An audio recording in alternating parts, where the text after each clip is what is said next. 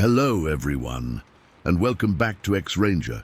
Before we begin, I thought it would be interesting if each of you could leave a comment indicating which part of the world you're joining us from. Also, don't forget to like and subscribe if you're enjoying the episodes. Now let's get comfortable, relax, and start our program. I still get that sick feeling in my stomach whenever I think about what happened that cold February morning in '81. Sometimes I wake up in the middle of the night thinking I can see those eyes staring back at me from the darkness of my bedroom.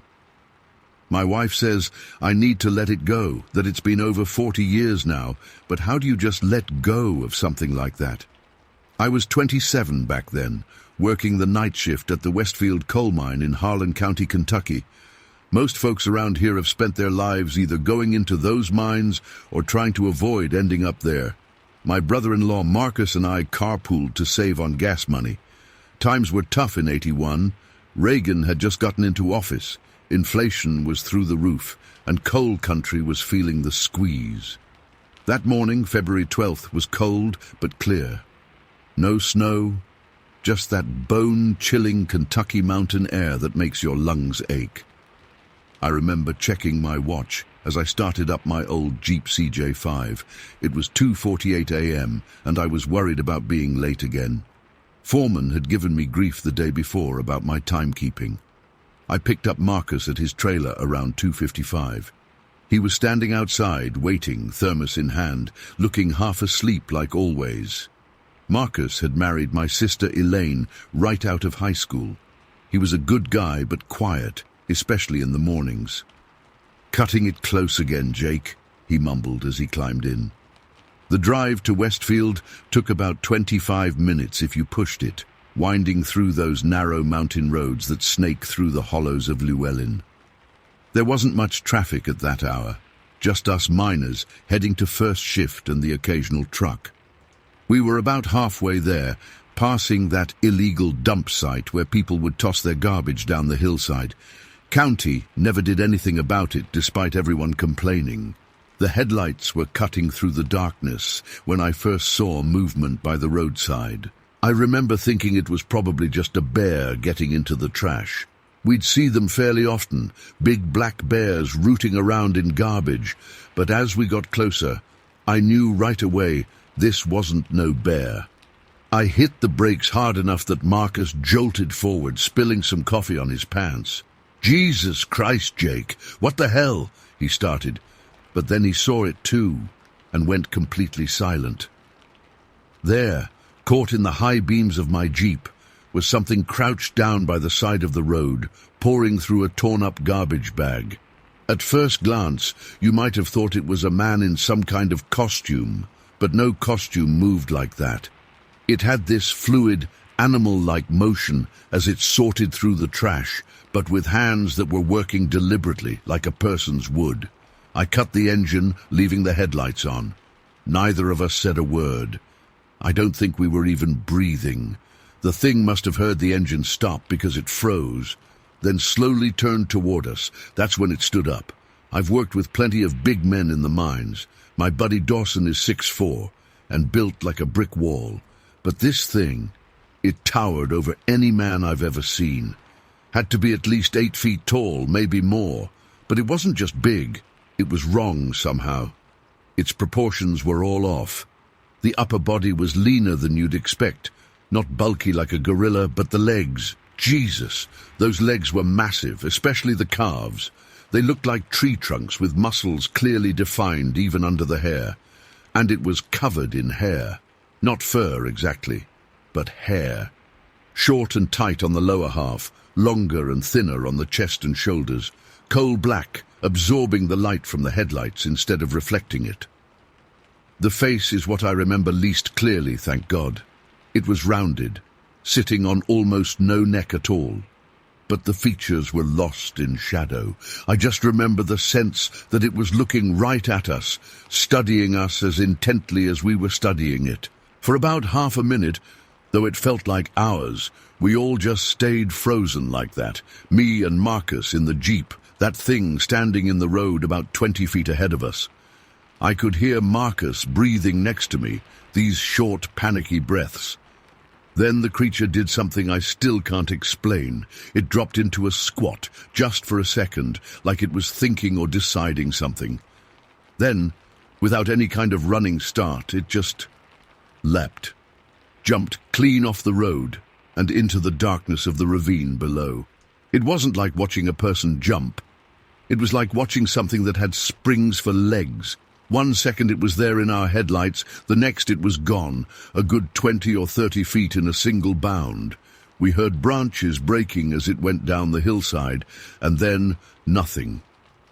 "Start the car," Marcus whispered. His voice sounded like it was coming from someone else. "Jake, start the goddamn car."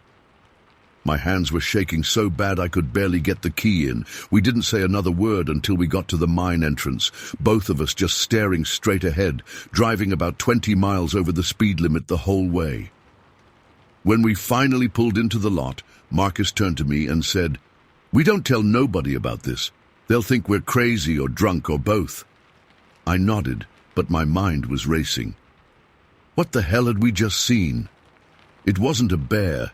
It sure as hell wasn't a man. The way it moved, that impossible jump. We went through our shift like zombies. I nearly got my hand caught in some equipment twice because I couldn't focus.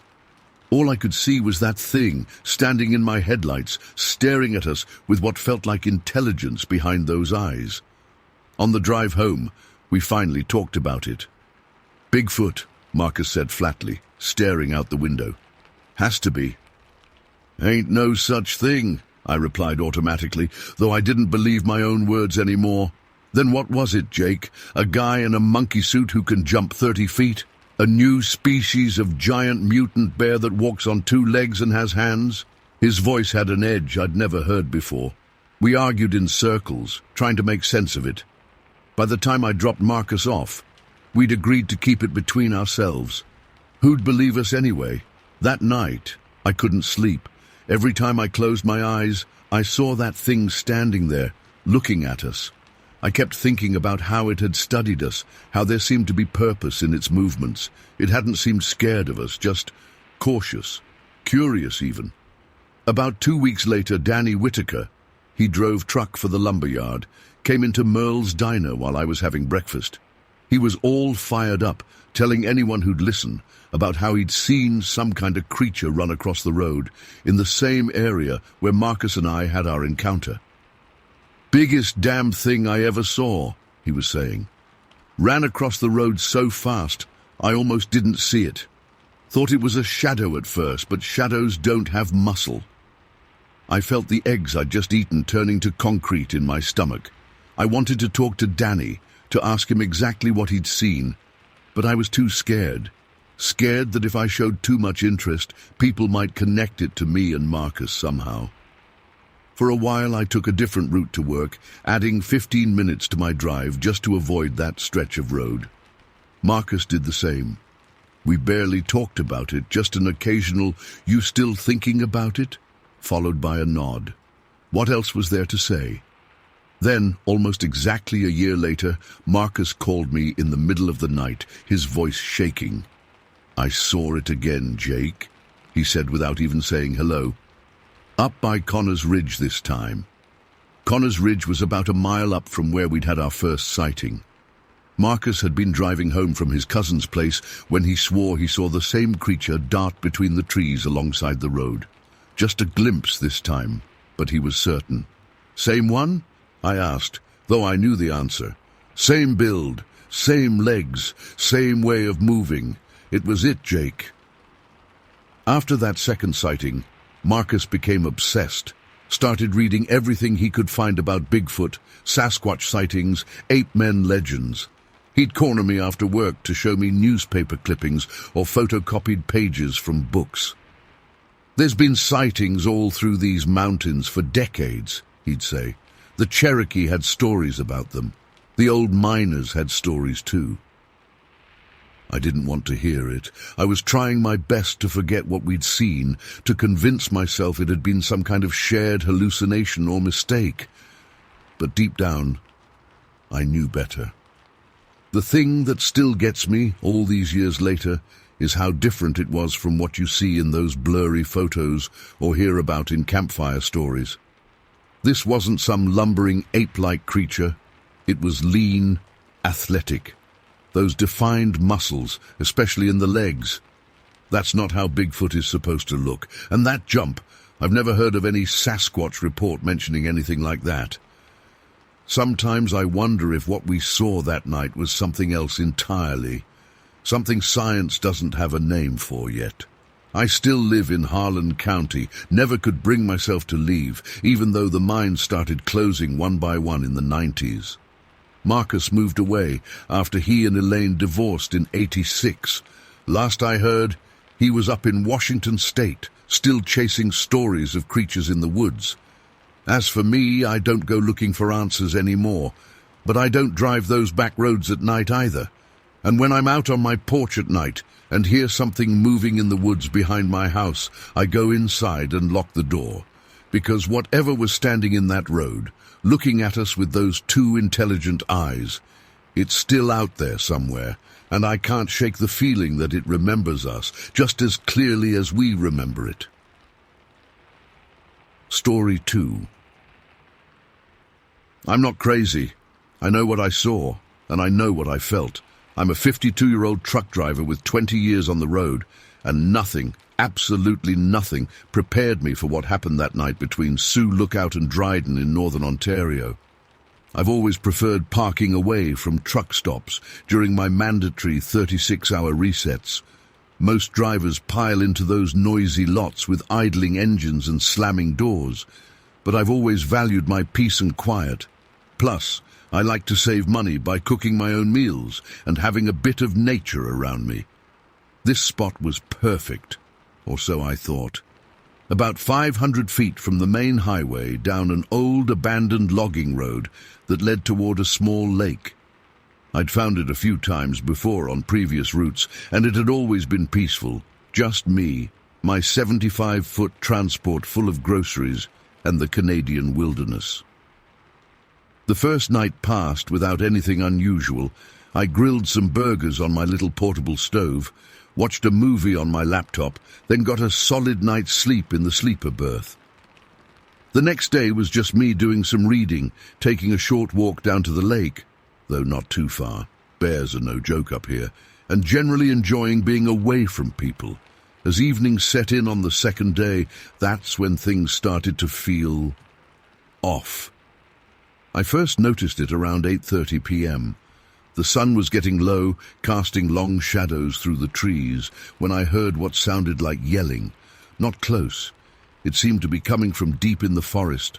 My first thought was maybe some hunters or campers, but that didn't make sense. This area was hundreds of miles from any towns or reserves. There's literally nothing out there.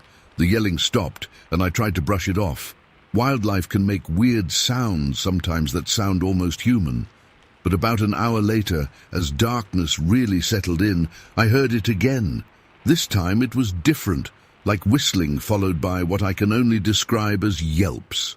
I turned off my laptop and moved to the driver's seat. I rolled down both windows to listen better, kicked one foot up on the dash, and dangled the other out the window.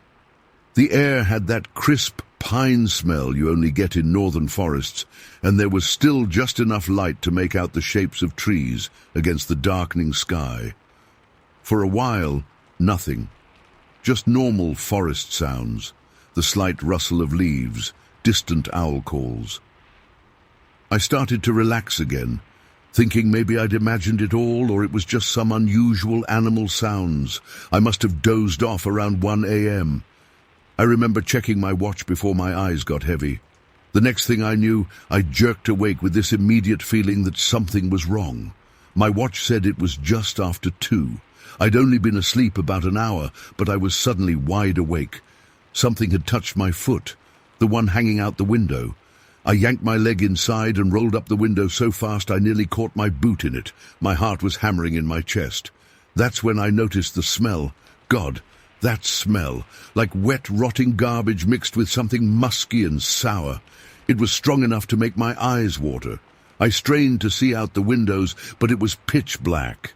No moon that night, and I'd turned off all the truck lights to conserve battery. I reached to turn the key enough to get power to the lights, but then I froze. There was movement around my truck. I couldn't see clearly, but I could sense it. Something large moving around the trailer. Not just one something, at least 3 different somethings. I could hear them circling, their footsteps heavy enough to make slight crunching sounds on the gravel and pine needles. I hit the brake pedal just for a second to illuminate the area with the brake lights. Big mistake. In that brief red glow, I caught a glimpse of something large moving from the back of my trailer toward the trees. It was running on 2 legs. That image is burned into my brain. Just a silhouette, but definitely bipedal, definitely huge, and definitely not human. It was too massive, too wide through the shoulders, and it moved too fast, covering ground in these enormous strides. For the next hour, I sat paralyzed in that seat. They never left. I could hear them circling the truck, sometimes growling, a deep guttural sound, unlike any bear or wolf I've ever heard. Sometimes they'd bang on the trailer sides, not like they were trying to get in, more like they were communicating with each other. Rocks started hitting the truck, the cab, the trailer, everywhere. Not thrown hard enough to damage anything, but deliberately tossed at every part of the vehicle. The worst part was when they would go quiet for a few minutes, and I'd strain to hear where they were, only to be startled by a sudden thud against the roof or the door. At one point, they started making these sounds to each other, almost like murmuring. Not English, not any language, but definitely communication. It had structure to it, patterns. They were talking to each other about me, about my truck. I don't know how I knew that, but I did. I was trembling so hard I could barely keep still. I had a hunting knife in the side pocket of the door, and I gripped it until my knuckles were white, though I knew it would be useless against whatever was out there. My CB radio was on, but there was nothing but static. I was too far from the highway for any trucker to hear me. Then I felt the truck tilt, just slightly, but enough that I knew something had climbed onto the trailer. Something heavy. The suspension groaned under the weight. I glanced at the side mirror, and that's when I saw it. In the darkness, crouched on the back corner of my trailer, was a figure. I couldn't make out details, but I could see its eyes catching what little ambient light there was. Goldish, reflective, like a cat's, but bigger, much bigger. And they were staring right at the mirror, right at me. I lost it. I jammed the key in the ignition and fired up the engine. The roar of the diesel was deafening after hours of tense silence. The instant the engine turned over, there was commotion all around the truck. I heard them bolt, heavy footfalls rapidly retreating, but the one on the trailer, it jumped off with so much force that it actually rocked my fully loaded 75-foot transport. It pushed off from the passenger side with such power that I felt the whole truck tilt. These things weren't just big, they were impossibly strong. I didn't wait around. I threw on the headlights, slammed the truck into gear, and got the hell out of there. I didn't even properly secure everything in the cab. Stuff was flying everywhere as I gunned the engine down that old logging road, branches scraping against the sides of the trailer. When I hit the main highway, I didn't stop. I drove straight through until morning, well beyond my allowed hours. I didn't care if I got a violation. There was no way I was stopping in the dark again. For weeks afterward, I told no one. Who would believe me? A middle-aged trucker claiming he was surrounded by what? Sasquatch? Wendigo? I don't even know what to call them, but I know what I experienced. Eventually, I broke down and told Mike, another driver I'd known for years and trusted. Big mistake. He seemed interested, even supportive when I told him, asked good questions, nodded in all the right places. I thought I'd finally found someone who wouldn't think I was losing my mind. 2 weeks later, I walked into the break room at our company terminal and conversation stopped dead. 6 guys were sitting there, and they all looked at me with these smirks. One of them made a howling noise, and another one started banging on the table rhythmically. Mike was there too, not meeting my eyes. That son of a bitch had told everyone, turned my nightmare into a joke. I could have let it go, should have let it go. But when Jerry from dispatch walked in, saw me and asked if I'd seen any monsters lately, something in me snapped. 20 years of clean driving record, never so much as a written warning. And now I was the company laughingstock because of something that had genuinely terrified me. I grabbed Mike by his shirt collar and slammed him against the wall, told him he had no idea what I'd experienced, that he wasn't out there, that he didn't see what I saw or smell what I smelled. Security pulled me off him before things got worse, but the damage was done. They fired me the next day. Creating a hostile work environment was the official reason. My dispatcher, who I'd known for 15 years, couldn't even look me in the eye when he handed me my final paycheck. So now I'm trying to find another driving job at 52 with a termination on my record. All because I made the mistake of telling someone about what happened that night. I still don't know what those things were. I've spent countless hours researching online, reading accounts of Sasquatch encounters. Some details match. The sounds, the rock throwing, the overwhelming smell, but nothing I've read captures the intelligence I sensed that night, the purposeful way they surrounded my truck, the way they communicated with each other. I've never gone back to that spot.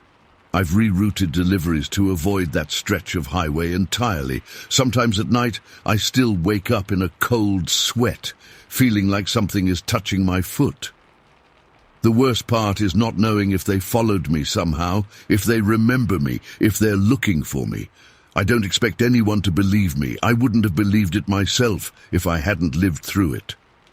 All I know is that there are things in those northern woods that aren't in any wildlife guide, and they're smart, strong, and they communicate. Sometimes I think about going back with cameras with witnesses to prove I'm not crazy. But then I remember those eyes in the mirror staring right at me, and I know I'll never set foot in those woods again. Story 3. I've been holding this in for years, but I need to finally get it off my chest. What happened that day in July 1998 still gives me nightmares. I've convinced myself over and over that maybe it was just my imagination or a strange bear, but deep down, I know what I saw. My buddy Jesse Chen and I decided to hike Rattlesnake Ridge near Seattle that weekend. It wasn't anything special. Jesse needed some rock samples for his geology class at Seattle U, and I had nothing better to do on a Saturday. We'd been there a few times before, so it was familiar territory. Honestly, I thought it would be just another boring hike. We got to the trailhead around 1 in the afternoon. It was a clear day, not too hot, perfect hiking weather, but something felt off. The parking lot was half full, which wasn't unusual, but the atmosphere felt wrong somehow. The lake was dead quiet. No ducks, no birds calling, nothing. Usually there's waterfowl everywhere, people fishing along the edges, kids skipping stones, but that day, nothing. Even the families we saw getting out of their cars seemed unnaturally quiet, like everyone was under some weird spell. I remember looking at Jesse after we parked. "Kinda quiet today, huh?" He just nodded, already digging through his backpack, checking for his sample bags and geology hammer. We started up the trail, and the silence was getting to me. Normally, we'd be bullshitting about work or girls or whatever, but neither of us said much. The whole place felt like it was holding its breath. We followed the regular trail around the lake to the opposite side. It's a pretty straightforward hike, well-maintained path, decent signage. After circling halfway around the lake, we started ascending diagonally toward the ridge. Jesse was leading, stopping occasionally to check some rock formations. I was just following, still bothered by how eerily quiet everything was. About 20 minutes after we left the main trail, we came across a small creek flowing down toward the lake. Jesse thought it might be a good place to find some different rock samples, so we decided to follow it upward. It wasn't part of our original plan, but it seemed like a good idea at the time. The vegetation was getting thicker as we followed the creek, and we soon spotted what looked like an animal trail running alongside it. It made for easier passage, so we took it. As we climbed higher, the trees got thicker and the underbrush more dense. That's when we started hearing it. At first, I thought it was just the creek, but then I realized there was something else. This weird slurping sound like someone drinking really loudly, and then these deep sighs. I remember looking at Jesse, and his face told me he heard it too. "What is that?" he whispered. I just shrugged, but I was starting to feel really uneasy. The sound was coming from up ahead, around a bend in the trail where it curved around a small hill. We kept going, more slowly now. I remember my heart was pounding so hard I could feel it in my throat. When we reached the bend, Jesse went first. He got to the top of the small hill, then stopped dead in his tracks, just completely froze. I came up behind him, about to ask what was wrong, when I saw it too. At first glance, I thought it was a bear, a huge black bear drinking from the creek. But something wasn't right about the shape. As my eyes adjusted, I realized what I was looking at wasn't a bear at all. The first thing I noticed were its feet, enormous human-like feet with 5 toes, the soles dusty grey. My eyes traveled upward, taking in the dark brown, almost black hair covering its body. The hair wasn't super long, maybe 4 or 5 inches, but thick and matted in places. It was hunched over the creek, drinking. Its back was to us, and I could see its massive rear end. I swear to God, it had glutes bigger than a Clydesdale horse. And I could clearly see, well, it was definitely male. That detail somehow made it more terrifying, more real. We must have made some noise, because suddenly the thing sensed us. It sprang to its feet with a speed that seemed impossible for something so large and spun around. The movement was so fluid, so agile, nothing like how you'd expect something that size to move. It let out this bark-like sound that seemed to vibrate through the trees and my entire body. It wasn't just loud, it was physically powerful, like standing next to a bass speaker at full volume. And then I saw it fully. Standing upright, it towered over us, easily 10, 12 feet tall. I'm 6'2", and my eyes were level with its midsection. The creature was just massive. Not fat, but pure muscle. It looked like a bodybuilder on steroids, but multiplied by 10. The proportions were all wrong for anything human. Shoulders twice as wide as a man's, arms thicker than my thighs, a chest like a barrel. There was no fat on it at all, just layers of muscle that shifted and tensed as it moved. Its face is what haunts me the most. It wasn't an ape face like you see in the movies. It was almost human, but primitive. Deep-set eyes under these huge brow ridges, wide cheekbones, and a jaw that looked powerful enough to crush bone. Its nose was broad and flat, and those eyes, dark and intelligent, locked right onto us with unmistakable awareness. We all just stood there, frozen. I couldn't move, couldn't breathe. I remember thinking very clearly, this is how I die. There was no doubt in my mind that this thing could tear us apart without breaking a sweat. The standoff felt like forever, but was probably less than 2 minutes. Jesse moved first. Very slowly, he started backing away. I followed his lead, careful not to make any sudden movements. The creature watched us, its massive arms hanging at its sides but tensed, ready. As we backed away, it seemed to relax slightly. Then it made another sound, this deep, gurgling moan that reminded me of a lion I'd heard at the zoo once, marking its territory. The sound followed us even after we'd backed around the bend and couldn't see it anymore. We didn't speak. We didn't need to.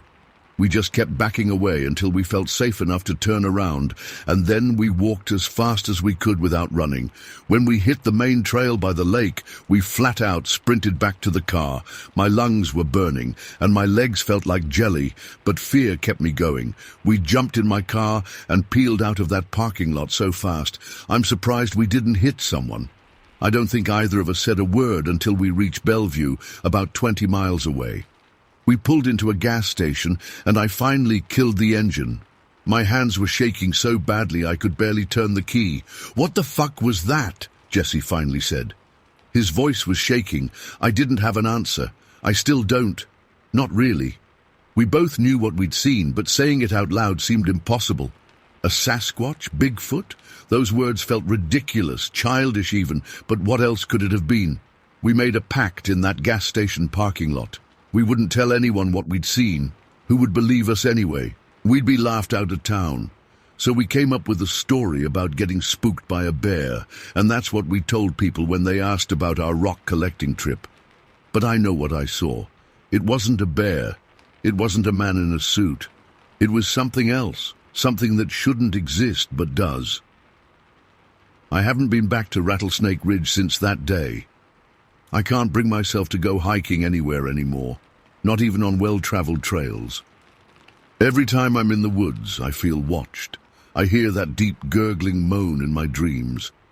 Jessie and I don't talk about it anymore. We drifted apart after a few months. I think being around each other was just too much of a reminder. I heard he transferred to another school the next year. Sometimes I wonder if he still thinks about it as much as I do. I'm writing this now because I need someone to know. I need to put it out there, even anonymously. That thing is out there, in the woods just miles from a major city. I don't know if it's dangerous. It didn't hurt us when it could have easily torn us to pieces. But the power in that body, the intelligence in those eyes, it wasn't an animal. It was something more. Sometimes when I can't sleep, I look up other Sasquatch sightings in the Pacific Northwest. There are so many, going back decades. I never believed any of them before. I thought they were all hoaxes or mistakes or attention seekers. Now I wonder how many of those people are like me. Normal people who saw something they can't explain. Something that turned their understanding of the world upside down. I don't know what to do with this experience. It sits in me like a stone. Some days I almost convince myself it didn't happen, that maybe it was just some weird bear and my mind played tricks on me. But then I remember those human-like eyes staring into mine, the way it moved with both power and grace, and I know the truth. Whatever I saw that day on Rattlesnake Ridge wasn't supposed to exist, but it does, and I can never unsee it. Story 4. It's been nearly 50 years, but I still break into a cold sweat when I think about that summer in Pierce County. My parents, Carol and Thomas, had built our home in 1965 when it was nothing but dense forest and quiet country roads. We loved it there. Acres of woodland backing up to a large swamp, all kinds of wildlife, and just enough neighbors scattered around to not feel completely isolated. But 1975 changed everything. Construction crews started tearing down acres of forest about half a mile down our road to build some new development. My dad complained constantly about progress ruining everything, but none of us realized just how right he would be. I was 21 that summer, living at home while attending community college and working night shifts at the diner in town. The first incident happened in late June when I was driving home from work. It was around 11:15 p.m., pitch dark on our unlit country road. I still remember the radio playing "Love Will Keep Us Together" when I first noticed them, two reddish eyes reflecting in my headlights. At first, I thought it was a deer, but as I got closer, I realized the eyes were way too high off the ground, maybe 7 or 8 feet up. My headlights illuminated just enough that I could tell it was standing in the middle of the road, completely still. Not a deer, not a person, something else. I slowed down, my heart hammering against my ribs. The thing didn't move. It just stood there, those red eyes reflecting like burning coals. Then, as I got within about 30 feet, it suddenly vanished. Not like it ran away, more like it just stepped aside. I caught a glimpse of something massive crossing through my headlight beams before disappearing into the woods directly across from our house. I floored it the rest of the way home, laying on the horn as I pulled into our driveway. My parents came rushing out in their pajamas, my mom clutching her robe closed. "Something's in the woods," I remember screaming. "Something huge with red eyes." Dad thought I was being dramatic. Mom was more concerned. We went inside, locked the doors, and I couldn't sleep all night, jumping at every little sound. Around 3 a.m., Mom woke up feeling what she described as the whole house shaking. She initially thought it was a small earthquake, which wasn't uncommon in Washington, but the movement felt different, more like heavy, deliberate impacts. The next morning, Dad went out to check around the property. That's when he found them, footprints far larger than any humans, at the north end of our property where it bordered the woods. They were deep, like whatever made them was incredibly heavy. Dad took Polaroids, and I remember staring at those photos, unable to make sense of what I was seeing. My brothers, Tommy Jr. and Kevin, who were 13 and 11 at the time, kept asking to see them until Mom made Dad put them away. For a few days, things were quiet.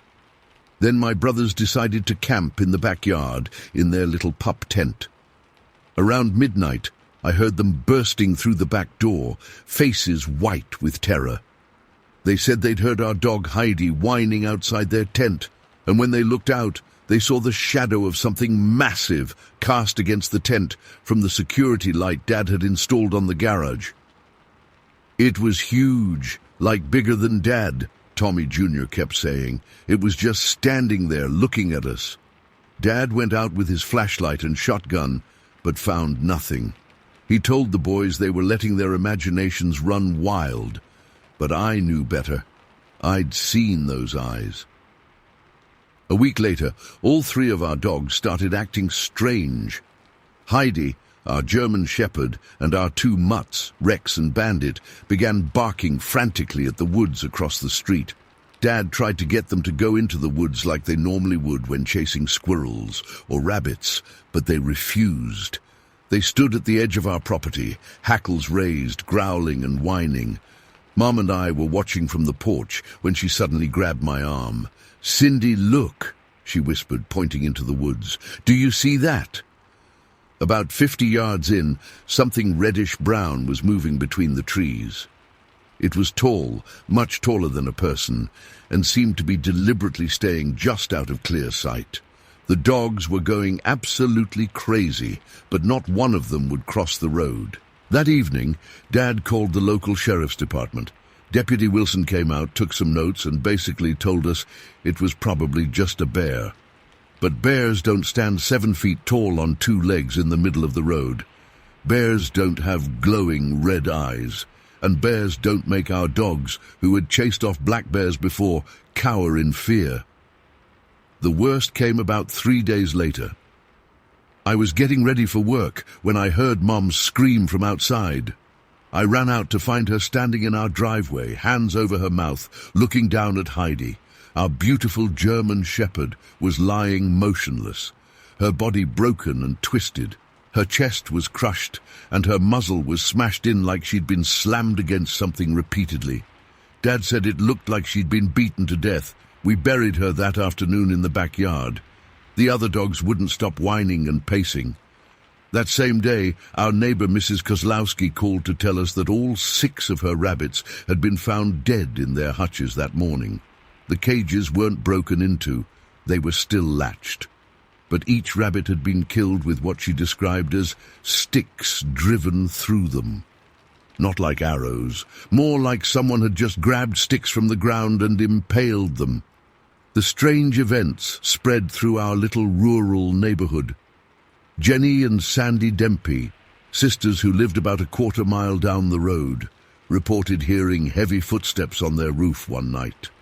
Brenda King, whose property backed up to the same woods as ours, said she saw something moving in her yard near her chicken coop. But when she turned on the floodlights, whatever it was disappeared into the trees. By mid-October, things got even worse. A horrible smell would sometimes drift across our property, like rotten meat mixed with wet dog and something musky. It was strongest near the north side of our property, where Dad had found those footprints. We'd hear heavy footsteps on our wooden porch at night, but whenever Dad would grab his gun and open the door, nothing would be there. One morning, we found 3 of our ducks dead in the yard, not eaten, just killed, and left there, their necks broken. Dad installed more security lights and started sleeping in the living room with his shotgun. My sister Debbie, who lived about a mile away with her husband, called one morning around 3:30 a.m., hysterical. She said she'd been up with their baby when she heard 3 or 4 extremely heavy footsteps outside their bedroom window. She said whatever made them had a stride that seemed impossibly long, and from the sound, she guessed it weighed at least 600 pounds. She also reported hearing animal screams that night, like something was being killed in the woods behind their house. The next day, Officer Rick Hidden from the Bonnie Lake Police Department came out to our place. He seemed to take us more seriously than the sheriff's deputy had. While he was walking around our property, he found a footprint near our front porch, 17 inches long with 5 toes, each toe about 2 inches wide. He made a plaster cast of it. Next to the footprint was a piece of driftwood that Dad had been using as a border for Mum's garden in the backyard. Whatever left that print had carried it from the backyard and placed it by the porch. That footprint cast is what finally made me understand what we were dealing with. Everyone in the Pacific Northwest has heard the stories of Sasquatch, but I'd always thought they were just legends. Looking at that massive footprint, I couldn't deny it anymore. The night after Officer Hidden took the cast, I was home alone. My parents had gone to visit my aunt in Tacoma, and my brothers were at friends' houses. I was supposed to work, but I'd called in sick because I couldn't stand the thought of driving home in the dark again. I was in the living room watching TV when the power went out. This wasn't unusual during storms, but that night was clear. I grabbed a flashlight and went to check the circuit breaker in the utility room. As I passed by the kitchen window, I saw something that turned my blood to ice. Standing in our backyard, partially illuminated by the moonlight, was a massive figure. It had to be at least 8 feet tall, with broad shoulders and long arms that hung down almost to its knees. It was covered in reddish-brown hair, just like what Mom and I had seen moving through the trees. It was standing completely still, facing the house. I dropped to the floor, my whole body shaking. I crawled to the phone in the hall, but the line was dead. I had no way to call for help. I stayed there on the floor, trying not to make a sound for what felt like hours. Then I heard it, heavy footsteps on the back porch, slow, deliberate steps that made the wooden boards creak under tremendous weight. The doorknob rattled. Thank God we always kept the doors locked. The rattling stopped, and for a moment there was silence. Then came a sound I'll never forget as long as I live. A low, rumbling growl that didn't sound like any animal I'd ever heard. It was deep and almost intelligent sounding, if that makes any sense, like it was trying to communicate something. The kitchen window shattered. I grabbed Dad's shotgun from the closet and ran to the front of the house. I could hear heavy footsteps moving around the kitchen, the sound of drawers being opened, things being moved. I unlocked the front door as quietly as I could and slipped out into the night. I ran to my car, fumbling with the keys, when I heard the front door open behind me. I didn't look back. I just got in, started the engine, and drove straight to the police station in town. When officers returned with me the next morning, the kitchen was a mess. Drawers pulled out, food from the refrigerator scattered around. But what disturbed me most was that on the kitchen table, someone had arranged all of our family photos that had been on the mantel in a neat row. The strange thing is, after that night, the encounters stopped as suddenly as they had begun. The construction crews had finished clearing the forest for the new development, and it was like whatever had been disturbed just moved on. We moved away from that house 3 months later. My parents never officially said it was because of what happened, but I know that's why. Dad couldn't sleep there anymore. Mom jumped at every sound. The woods that had once felt like home now felt threatening.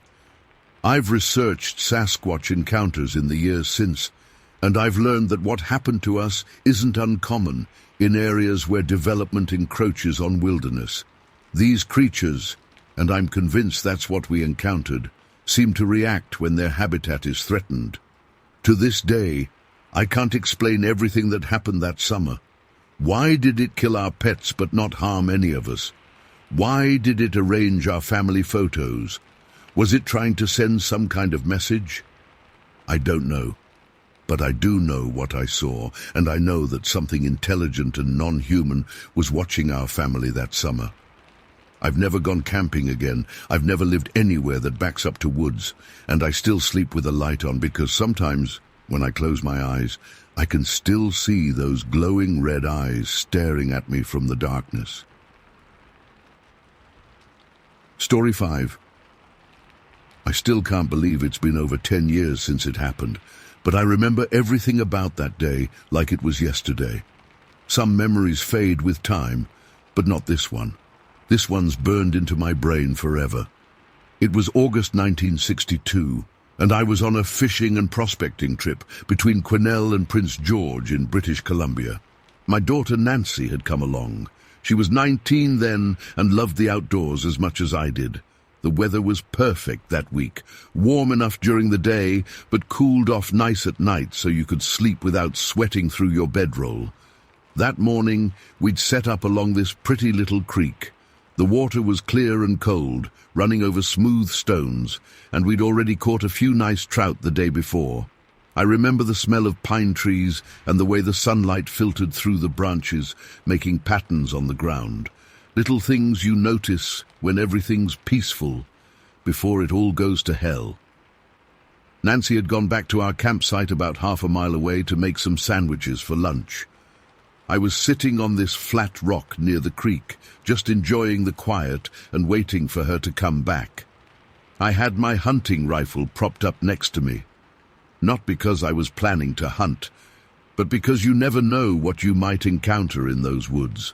Bears, cougars, normal wilderness concerns. At least, that's what I thought were the only things to worry about. I was sorting through some of the rocks we'd collected that morning. Nothing special, just some quartz and a few interesting specimens with flecks that might have been gold. The creek was making that soothing, babbling sound, and birds were chirping overhead. It was so tranquil. Then I heard it. A twig snapped behind me, followed by the rustle of leaves. Nothing dramatic, just the normal sounds someone makes walking through the woods. I figured Nancy was back with lunch. "That was quick," I said, not even looking up from the rocks in my hands. When there was no answer, I turned around, still smiling, expecting to see my daughter. My smile froze on my face. It wasn't Nancy. About 10 yards away, partially hidden by a young pine, stood something, someone. I don't even know what to call it, even now. It was tall, taller than any man I'd ever seen, at least 7 feet, maybe more, and it was just standing there, watching me. My first instinct was to grab my rifle, which I did, not pointing it directly at the thing, but positioning it so I could use it if needed. My heart was pounding so hard I could feel it in my throat. We just stared at each other. I couldn't move. It was like my feet had grown roots into that rocky creek bank. It looked, God, how do I describe it? Like a man, but not a man. It was covered in hair, a brownish-blonde color on its chest, and longer, matted hair on its head. Its face was what got me. High cheekbones, wide, flat nose, sloped forehead. Its mouth protruded slightly, and its eyes, small, black eyes that just bore into me. Those eyes. They weren't animal eyes, but they weren't human either. There was something in them. Intelligence, curiosity, I don't know. But they were looking at me like it was thinking, considering. That's what scared me most, I think. It opened its mouth slightly but didn't make a sound. I noticed it had something wrapped around its waist, some kind of animal skin or crude garment. That detail has always stuck with me because it seemed so deliberate. An animal doesn't wear clothes, no matter how primitive. I didn't know what to do. Should I shoot, run, call out? My mouth was so dry I couldn't have spoken if I wanted to. We must have stood there for maybe 30 seconds, but it felt like hours. Then I took a small step backward, keeping my eyes on it and my hand on my rifle. When it didn't react, I took another step, and another. Suddenly, it moved. Not toward me, thank God, but sideways, one powerful leap into the denser brush. It moved so fast for something so large. The branches swayed and then went still. If it hadn't been for the lingering movement of the foliage, I might have convinced myself I'd imagined the whole thing. But I hadn't. It was real. I backed away, moving downstream, unable to tear my eyes from where it had disappeared. I couldn't shake the feeling it was still there, just out of sight, watching me. The hair on the back of my neck stood up, and my skin prickled all over.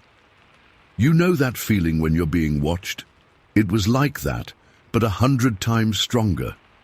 I kept backing up, stumbling over rocks, nearly falling into the creek twice. My rifle felt useless in my hands. What good would it do against whatever that was? As I made my way back toward our camp, every sound in the forest made me jump. A squirrel skittering up a tree nearly gave me a heart attack. The woods that had seemed so peaceful an hour ago now felt menacing, full of shadows where something could be hiding, watching, waiting. When I finally saw our tent through the trees, I started running. Nancy was there, arranging sandwiches on paper plates. She looked up, startled by my sudden appearance. "Mom, what's wrong? You look like you've seen a ghost." I couldn't speak at first. Just stood there, gasping for breath, my knuckles white around my rifle. When I finally told her what I'd seen, I could tell she didn't believe me. Not really. She listened and nodded and said all the right things, but I saw that look in her eyes, the one people get when they think you're either lying or crazy. We packed up camp immediately. I insisted. Nancy argued a bit.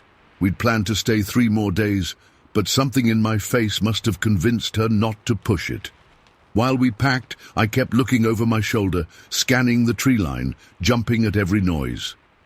The drive back to town was silent. Nancy tried to make conversation, probably to calm me down, but I couldn't focus on anything she was saying. All I could see were those eyes staring at me. All I could think about was what might have happened if it had decided to come closer instead of jumping away. That night, in the safety of my own home, I got out the encyclopedia and looked up everything I could find about wild men, apes, unidentified creatures in the woods.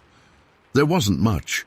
A few mentions of something called Sasquatch or Bigfoot in newspaper clippings, mostly treated as jokes or backwoods superstition. But what I saw wasn't a joke. It wasn't a bear standing on its hind legs, which is what the first park ranger I reported it to suggested. It wasn't a man in a costume, which is what the second one implied with his condescending smile. It was something else. Something in between. For weeks afterward, I couldn't sleep properly. Every time I closed my eyes, I saw its face. Those eyes. I kept thinking about the intelligence I saw there. It didn't look at me the way an animal looks at you. It looked at me the way a person does, assessing, thinking. And that garment around its waist, that deliberate covering. That wasn't animal behavior. Nancy eventually convinced me to see a doctor. He gave me some pills to help me sleep and suggested that maybe the stress of my husband's death the year before was causing me to see things. I took the pills but threw away his card with the psychiatrist's number on it. I know what I saw. I've gone back and forth over the years, trying to make sense of it. Was it some kind of undiscovered ape? A human being living wild in the woods, something in between? I've read about isolated tribes discovered in remote parts of the world. Could it be something like that? I never went back to that creek. Never went fishing or prospecting in those woods again. My daughter thinks it's because I'm getting older, that I've lost my taste for the outdoors. I let her think that. It's easier than explaining that I'm afraid, not just of seeing that creature again, but of not seeing it. Of spending days in the woods feeling those eyes on me, never knowing if it's really there or just my imagination. The strangest part is that sometimes, when I'm alone in my garden at dusk and the shadows are long, I get that same feeling, that prickle on the back of my neck that tells me I'm being watched. I turn quickly, expecting to see those eyes staring at me from the edge of the woods behind my house, but there's never anything there, just trees and shadows and my own fear. I've told my story to a few people over the years. Most don't believe me. Some humor me. A couple have shared their own strange experiences in those woods. One man showed me a plaster cast he'd made of a huge footprint he found near Quesnel in '65. It was enormous, and seeing it sent a chill through me because it made everything real again. I'm 73 years old now. I've lived a good life, raised my daughter, seen my grandchildren born. I've experienced joy and loss and everything in between. But nothing has ever affected me as deeply as those few minutes by that creek. Nothing has ever made me question what I know about the world, quite like looking into those eyes. Eyes that shouldn't exist in a face that shouldn't be possible. I don't know what I saw that day. I don't know if it was a Sasquatch or Bigfoot or some unknown species or just a very strange, very lost human being. But I know it was real. I know it saw me as clearly as I saw it. And sometimes in my dreams, we're still standing there, 10 yards apart, just staring at each other across a divide that's more than just physical distance. It's the not knowing that haunts me. Not knowing what it was. Not knowing what it wanted. Not knowing if it's still out there in those woods. Watching other people the way it watched me, and sometimes, on nights when I can't sleep and the wind is moving through the trees outside my window, I wonder if it remembers me too. If somewhere in those woods it ever thinks about the human woman it encountered that day, the one who stared back. Story 6. Udby. I was working as a bus driver for Pacific Stage Lines back then. It wasn't glamorous work, but I enjoyed the solitude of the open road and meeting different folks along my routes. I knew every bend, pothole and turnoff between Yarrow and the army camp at Vetter Crossing like the back of my hand. It was November 14th.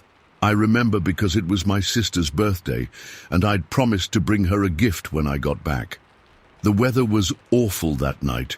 Rain had been coming down in sheets since early afternoon, and driving conditions were getting worse by the hour. The windshield wipers could barely keep up, squeaking and groaning against the glass. My last run of the night was dropping off 2 young soldiers at the army camp near Vetter Crossing. Nice kids, couldn't have been more than 19 or 20. They'd spent the whole ride talking about some girl they both knew back home. I remember thinking how young they seemed, full of life, and completely oblivious to the miserable weather outside. After I dropped them off around 10:30 p.m., I turned the bus around and headed back toward Yarrow. No more passengers, just me and an empty bus on a lonely mountain road in the pouring rain. The headlights cut through the darkness, but visibility was still terrible. I had to lean forward in my seat just to make out the edge of the road. About 3 miles from the camp, I slowed down to navigate a particularly sharp curve. That's when I first saw it, a large dark figure standing at the edge of Vetter Mountain Road. My first thought was that someone's car had broken down, and they were trying to flag me down for help. It looked like a very large man, wearing some kind of heavy fur coat, just standing there in the downpour. I slowed down even more, squinting through the rain-streaked windshield. Something didn't feel right. As I got closer, maybe about 50 feet away, I realized that what I was seeing wasn't a man at all. It wasn't anything I'd ever seen before. The figure was massive, easily over 6 feet tall and incredibly broad across the shoulders and chest. What I'd mistaken for a fur coat was actually hair. Long, shaggy hair covering its entire body. The rain had matted it down, giving it an almost glossy appearance in my headlights. My hands tightened on the steering wheel. A cold sweat broke out across my back, despite the chill in the air. I'd driven this route hundreds of times and never seen anything like this. Bears weren't uncommon in these parts, but this thing wasn't a bear. It was standing upright, perfectly balanced on 2 legs. I slowed the bus to a crawl, now about 30 feet from the creature. That's when it turned and looked directly at me. Its eyes caught the headlights and reflected back with this strange yellowish glare, like a cat's eyes, but bigger and more intense. Those eyes seemed to look right through me, and I felt a primal fear unlike anything I'd experienced before. For what felt like an eternity, but was probably only seconds, we just stared at each other. Me frozen behind the wheel, it standing motionless in the rain. Then, without any apparent hurry, it began to move. The creature didn't walk like a human. It had this strange half-walk, half-lumber motion. Its arms hung down past its knees, swinging slightly with each step. It moved diagonally across the road, and without thinking, I turned the bus slightly to keep it in my headlights. I didn't even realize I was holding my breath until my lungs started burning. The creature reached the other side of the road and paused again. It slowly turned its head toward me, and I got another good look at its face. The face wasn't human, but it wasn't exactly like any animal I knew either. It had very ape-like features, a broad, flat nose, a thin-lined mouth, and deep-set eyes under a prominent brow ridge.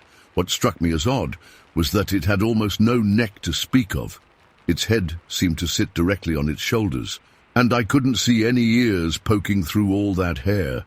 The hair itself had this reddish tint to it, especially visible when the light hit it at certain angles. It wasn't the bright orange-red of a fox or anything like that, more like a dark auburn or mahogany color.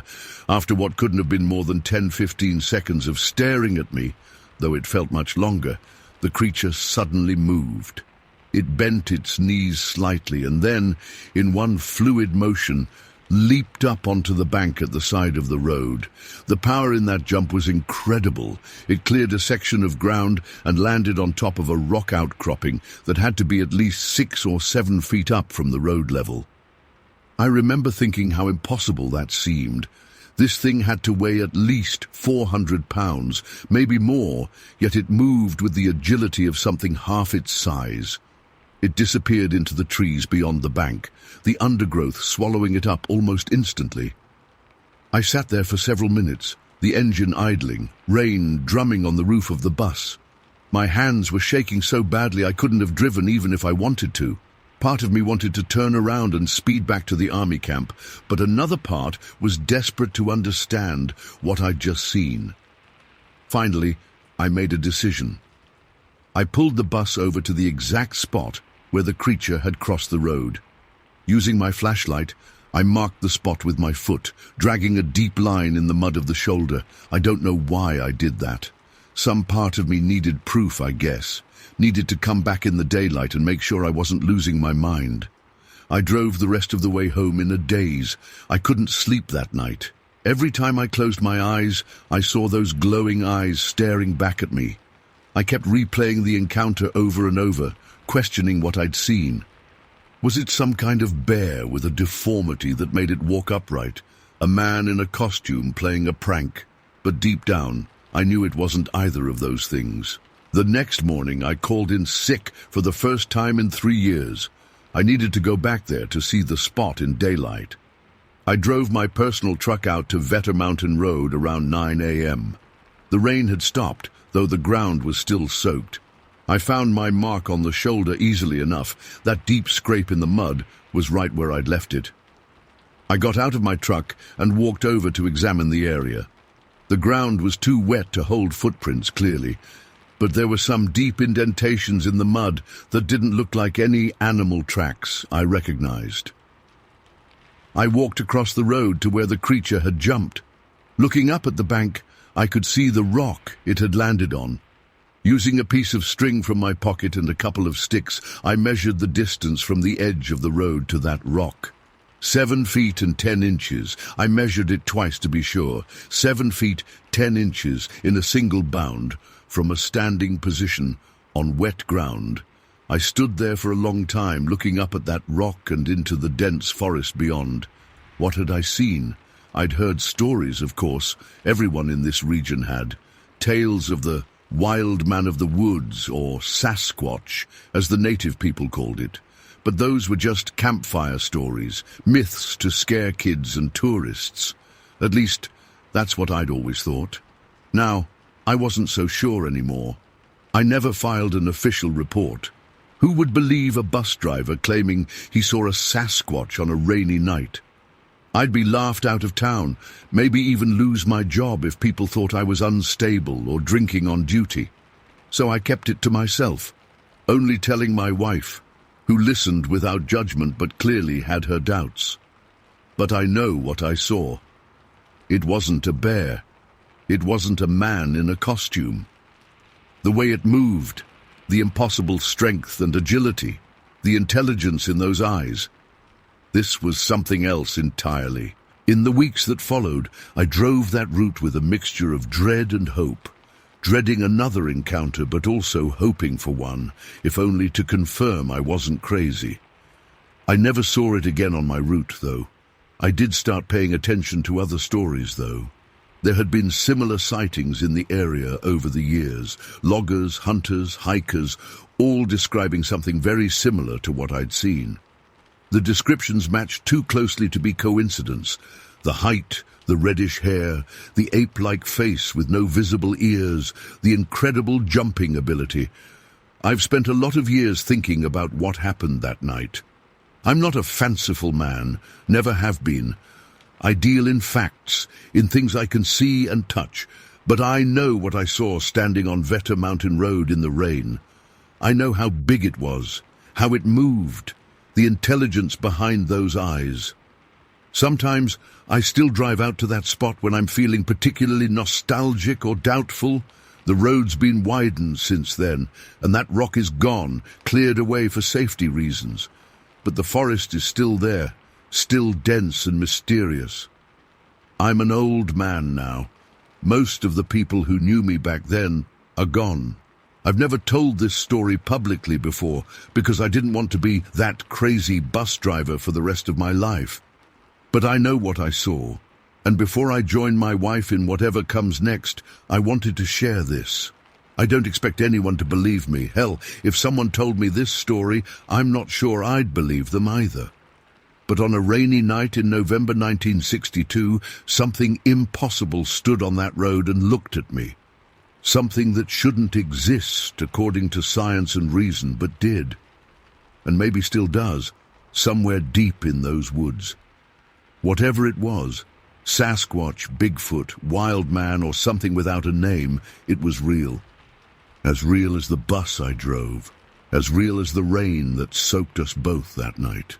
And in that moment when our eyes met, I felt like the creature recognized something in me too, not just as a threat or a curiosity, but as another thinking being sharing the same strange world. I've never been able to explain what happened that night. I probably never will, but I know what I saw. Story 7. I've been debating whether to share this for almost 60 years now. I'm an old man, and I don't have many years left. My wife Emma passed 3 years ago, and she always said we should take this to our graves. But something happened yesterday that changed my mind. I saw a TV show about unexplained phenomena, and they mentioned Price Island. That was enough to make me finally write this down. It was July 1963. Emma and I were in our late 20s and had been married for just under 5 years. We were both teachers, so summers were our time to explore. We loved the Pacific Northwest, the isolation, the pristine beaches, the adventure of it all. We'd gotten into beachcombing a couple years before, specifically looking for those beautiful glass fishing floats that would wash up from Japan. If you've never seen one, they're these gorgeous glass balls in blues and greens that fishermen would use to keep their nets afloat. The ocean currents would carry them all the way to our shores. That summer, we decided to explore some of the more remote islands off British Columbia. Price Island wasn't exactly a tourist destination, even back then. It's this wild, mostly uninhabited place with dense forest pushing right up to rocky beaches. We'd heard from another collector that the northern beaches sometimes had undiscovered floats because so few people ventured out there. We hired a local fisherman to drop us off for the day. The plan was simple. He'd leave us in the morning and pick us up before sunset. We packed sandwiches, water, and our collecting bags. It was one of those perfect Pacific Northwest summer days. Not too hot, clear skies, just a light breeze. The kind of day that makes you feel like nothing bad could ever happen. The first few hours were incredible. We found 3 floats within the first mile, one large green one that was completely intact, which was rare. Emma was ecstatic. We took our time, examining tide pools, picking up interesting shells. Around noon, we sat on a driftwood log, ate our sandwiches, and just soaked in the silence. The only sounds were waves and distant seabirds. That's what I remember most about that morning, how peaceful it was. After lunch, we continued north along the beach. The terrain started to change. The beach narrowed, and the forest crept closer to the shoreline. The trees there were massive, old growth that had probably never been logged. I remember how the light changed, becoming dappled and strange, as the forest canopy started to block more of the sky. That's when we first noticed the smell. At first, it was just a whiff. Something rotten carried on the breeze. I figured it was probably a dead seal, or maybe salmon remains washed up somewhere nearby, but it got stronger as we walked, and it wasn't coming from the ocean side, it was coming from the forest. "Ray, what is that?" Emma asked, covering her nose with her handkerchief. I didn't have an answer. It wasn't like any decomposing animal I'd ever smelled before. It was musky and thick, almost like something fermented mixed with wet dog and garbage left in the sun for weeks. But there was something else in it too, something I couldn't identify that made the hair on my arms stand up. I suggested we turn back, but Emma pointed out we'd arranged to be picked up about a mile further north. Going back would mean several more miles of walking, and we'd probably miss our ride. So we pushed on, trying to breathe through our mouths. The smell got worse as we continued, and then it suddenly lessened a bit as the beach curved around a small point. We both relaxed a little, thinking we'd passed whatever dead thing was causing it. That's when Emma spotted something strange at the edge of the tree line, just above where the high tide would reach. "Ray, look at that. Is that a shelter?" I followed her gaze and saw what looked like a crude structure built where the forest met the beach. From a distance, it almost blended in with the driftwood and undergrowth. If you weren't looking carefully, you'd probably walk right past it. Curiosity got the better of us. We approached slowly, our collection bags forgotten in our hands. As we got closer, the smell intensified again, so strong it made my eyes water. The structure was unlike anything I'd ever seen. It was made of driftwood logs, not small pieces, but entire logs that would have taken considerable strength to move. They were arranged in a dome-like shape, with smaller branches and what looked like seaweed woven between them. The whole thing was at least 8 feet across and maybe 6 feet tall at its highest point. The entrance was low, you'd have to crawl to get in, and it faced away from the beach toward the forest. That detail struck me as odd. If a person had built this as some kind of temporary shelter, wouldn't they want to face the ocean, to see boats or watch the sunset? "Maybe it's a hunter's blind," Emma suggested, but even as she said it, we both knew that didn't make sense. There was no hunting season in July, and why build something so elaborate in such a remote location? I stepped closer, and the smell became almost unbearable. It was definitely coming from inside the structure. Something about it triggered a primal fear response in me. My stomach tightened, and I felt my pulse quicken. "We should leave it alone," I said, but Emma was already moving toward the entrance. "I just want to peek inside," she said. "Aren't you curious?" I was, despite my growing unease.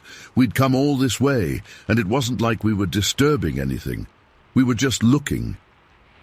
Emma crouched down by the entrance and leaned forward slightly, trying to see inside without actually entering. I stood behind her, ready to pull her back if necessary. "Oh my God," she whispered. "What is it?" I asked, my voice sounding strange and tight. "It's a nest." I crouched down next to her, and that's when I saw it.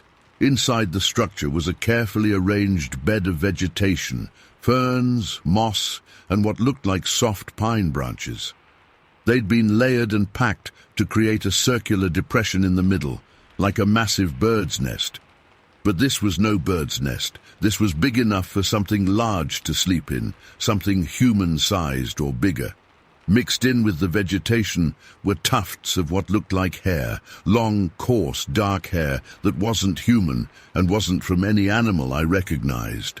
There were also bones scattered around the edges of the nest, small ones that might have been from fish or rodents. The smell inside was so concentrated that I could only take shallow breaths. It wasn't just decay, it was musk, like a strong animal scent marking territory. And there was something else that made my skin crawl, the distinct smell of excrement, not animal and not human, but something in between. Emma and I exchanged looks.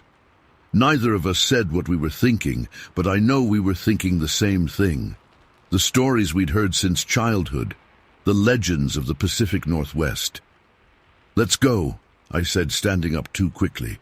"We need to get to the pickup point." Emma nodded, but before she stood, she reached into the entrance and picked up something. I didn't see what it was until we were several yards away from the structure. It was a tuft of the hair.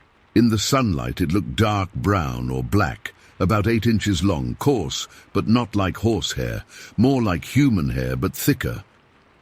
"Why did you take that?" I asked, more sharply than I intended. "Evidence," she said simply, tucking it into her pocket.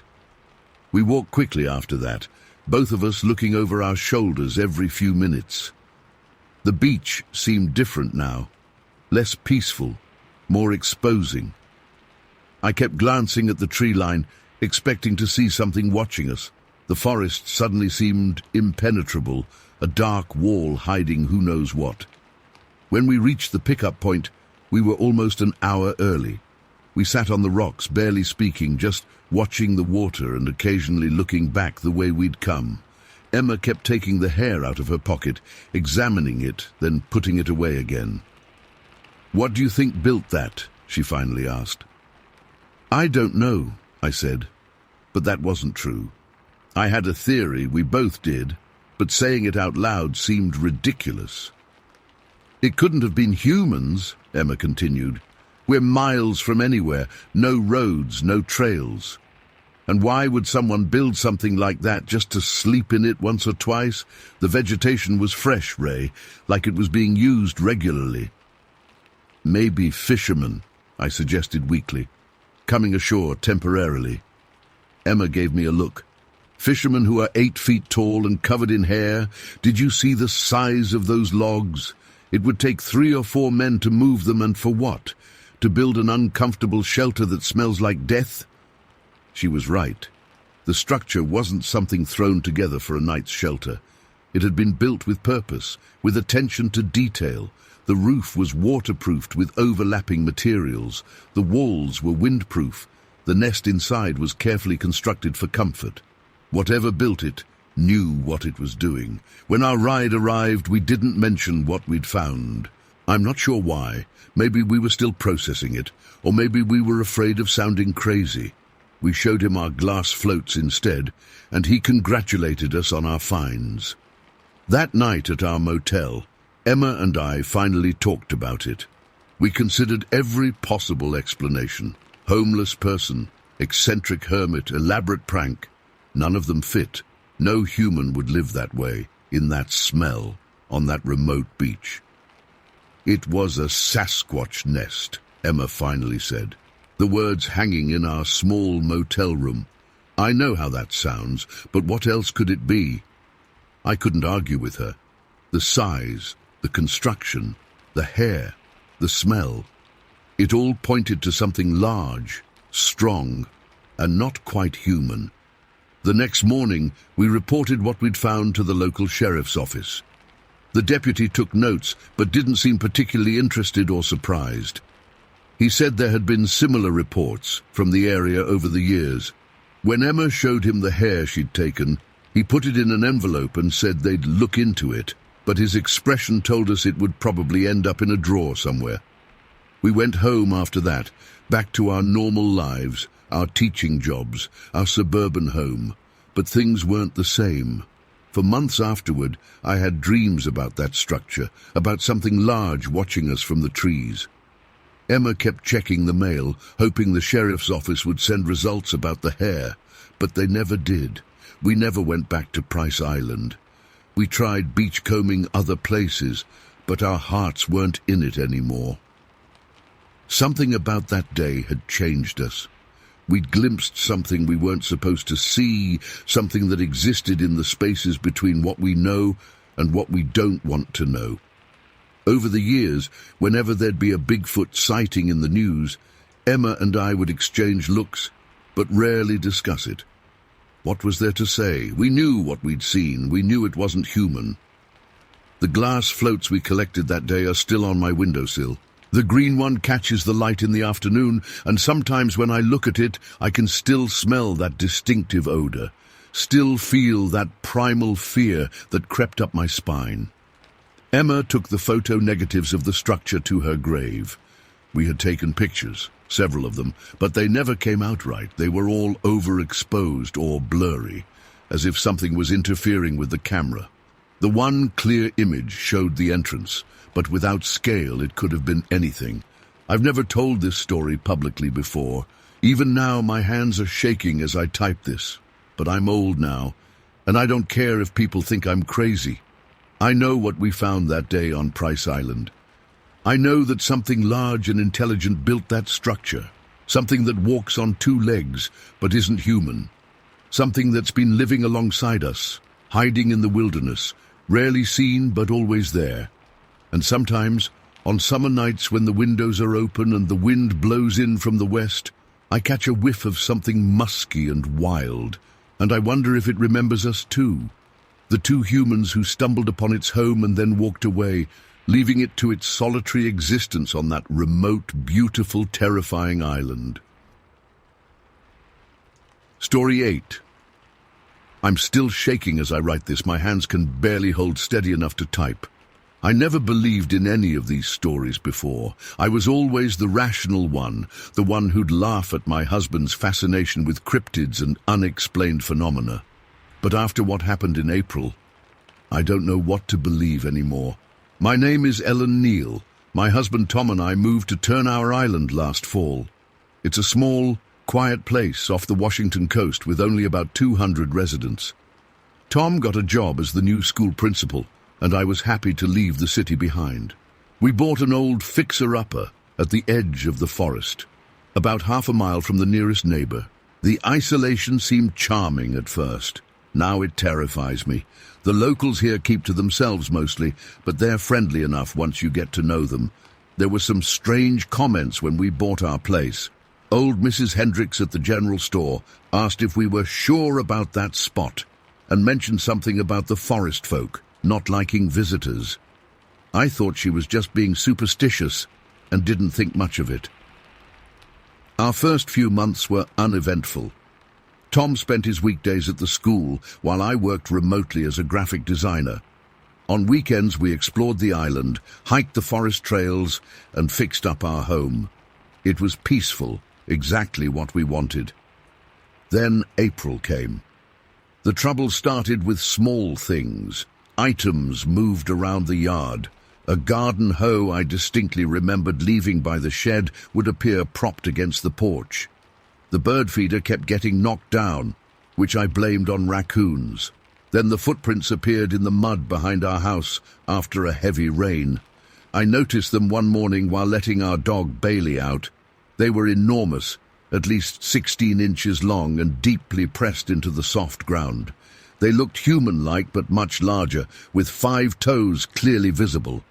I called Tom over and his face went white.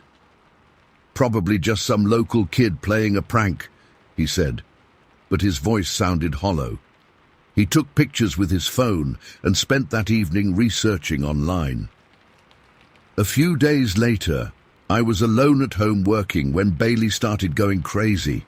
He's usually a calm lab, but that afternoon he wouldn't stop barking at the edge of the forest. I tried calling him back, but he just stood there, hackles raised, growling at something I couldn't see. The forest seemed darker than usual, the trees casting long shadows across our yard. When I went to grab Bailey, a powerful stench hit me, like wet fur mixed with something rotten. I've smelled dead animals before, but this was different, more pungent, and somehow alive.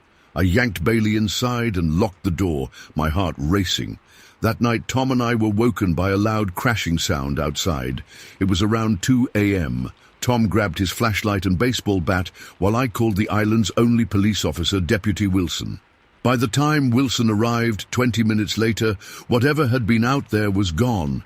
But our garbage cans were smashed to pieces, and the contents scattered across the yard. "Bears," Wilson said confidently. "They come down from the mountains this time of year. Make sure you secure your trash better." Tom agreed, but I could tell he wasn't convinced. Later, he showed me a forum online where people discussed Sasquatch sightings in the Pacific Northwest. I laughed it off, but something about those footprints kept nagging at me. The following week was quiet. Too quiet. Even the birds seemed to have abandoned our little corner of the island. I felt constantly watched, especially when I was alone. I'd catch movement out of the corner of my eye only to turn and see nothing there. Tom suggested I was just being paranoid, but he started coming home earlier from work. Then came April 18th. I'll never forget that date as long as I live. It was unusually warm that day. Tom had gone to the mainland for a principals conference and wouldn't be back until late. I spent the morning working on a design project, then decided to take advantage of the nice weather by doing some gardening in the afternoon. Bailey was acting strange again, refusing to go outside. He just sat by the front window, whining softly. I should have taken it as a warning. Around 4 p.m., I was kneeling in our vegetable patch when I heard a crack from the forest edge. It sounded like a large branch breaking. I stood up, shading my eyes against the setting sun to peer into the trees. Nothing. I went back to my gardening, but that feeling of being watched intensified. The air felt heavy, like before a thunderstorm. Bailey started barking frantically from inside the house. I decided to head in, suddenly uncomfortable being outside alone. As I gathered my tools, I heard another crack, closer this time, then another. Something was moving through the underbrush at the forest's edge, something big. I froze, my trowel clutched in my hand like a pathetic weapon. That's when I saw it. At first I thought it was a bear.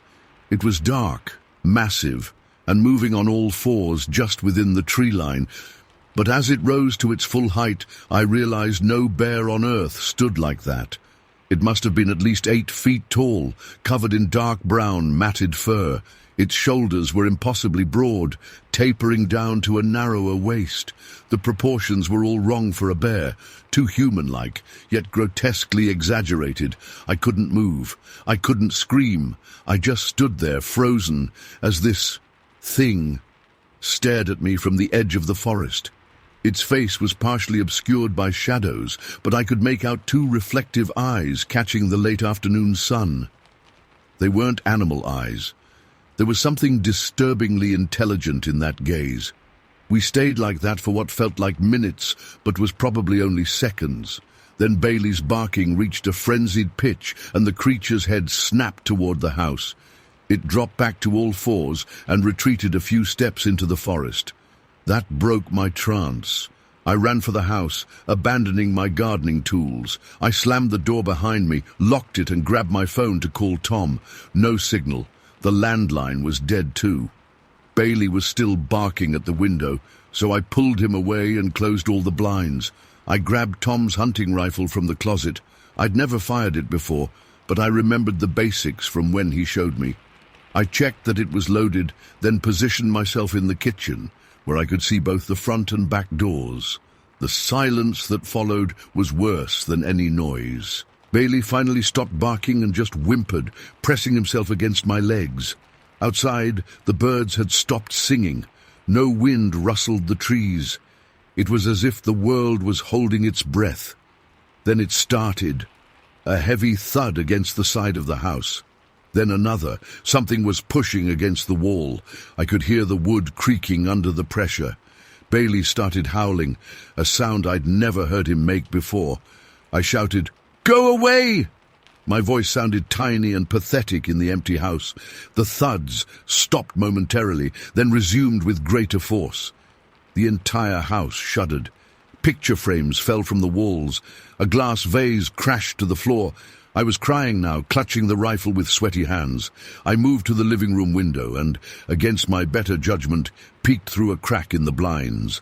I still wish I hadn't. It was right there, not 10 feet from the window. In the dying light, I could see it clearly now. Its face was flat with a pronounced brow ridge, somewhere between human and ape, but belonging to neither. Its massive hand, because it was a hand, with opposable thumbs and everything, was pressed against the wall of our house, pushing with incredible force. Our eyes met through the window crack. Its nostrils flared, and I swear it knew I was watching. A sound came from it then, not quite a growl, deeper and more resonant, like stones grinding together. The next moment it reared back and slammed its entire body against the corner of the house. The foundation shifted with a sickening lurch. The floor tilted beneath my feet. I screamed and stumbled back, firing the rifle through the window in panic. The glass shattered. Whether I hit anything, I don't know. The creature let out a roar that seemed to shake the very air. Then came the sound of heavy footsteps rapidly moving away. I huddled in the center of the living room, rifle aimed at the broken window, for nearly 2 hours. Bailey pressed against me, trembling. Outside, night fell completely. No stars were visible through the clouds that had rolled in. When Tom finally arrived home around 10 p.m., he found me still there, frozen in the same position. The house was noticeably tilted, the northeast corner pushed nearly 8 inches off its foundation. The wall had deep indentations where something had pushed against it with incredible force. Tom called Deputy Wilson immediately. When he arrived, he surveyed the damage with growing disbelief. "Bear," he said again, but his voice lacked conviction. "That was no bear," I said, my voice barely above a whisper. The next morning, Tom and I found tracks again, the same enormous footprints, but deeper this time, with clear toe impressions. They led from the forest edge to our house and back again. Tom took more pictures while Wilson looked on uncomfortably. "Listen," Wilson finally said, glancing nervously at the forest. "There's been stories on this island, going back generations. Most folks don't talk about it with outsiders." He told us that every few decades incidents would occur, always at properties near the forest edge, always with the same pattern, strange noises, foul smells, and houses pushed off foundations. Old Man Jenkins back in 37, the Peterson place in 84. Now you, he said. Some call it Sasquatch. Locals have other names for it. Whatever it is, it doesn't like when people build too close to its territory. Tom was incredulous. "You're saying the local government knows about this and does nothing? Doesn't warn people?" Wilson looked embarrassed. "Who'd believe it? And the incidents are rare enough. Once the message is delivered, it usually leaves folks alone." "Message?" I asked. "Territory marking," he said quietly. "It's showing what it can do. What happens next depends on how you respond." That day, Tom rented a chainsaw. For the next week, he methodically cut down every tree within 100 yards of our house, creating a clear perimeter around the property. The neighbors whispered, but the older ones nodded in approval. We told everyone it was a bear, following Wilson's lead. Who would believe the truth anyway? We had the foundation repaired, installed motion sensor lights, and reinforced the walls. That was 6 weeks ago. We haven't had any incidents since. But sometimes at night I hear heavy footsteps circling our clearing. Bailey refuses to go outside after dark. The creature, Sasquatch, Bigfoot, whatever it is, seems to be respecting the new boundary Tom created, at least for now.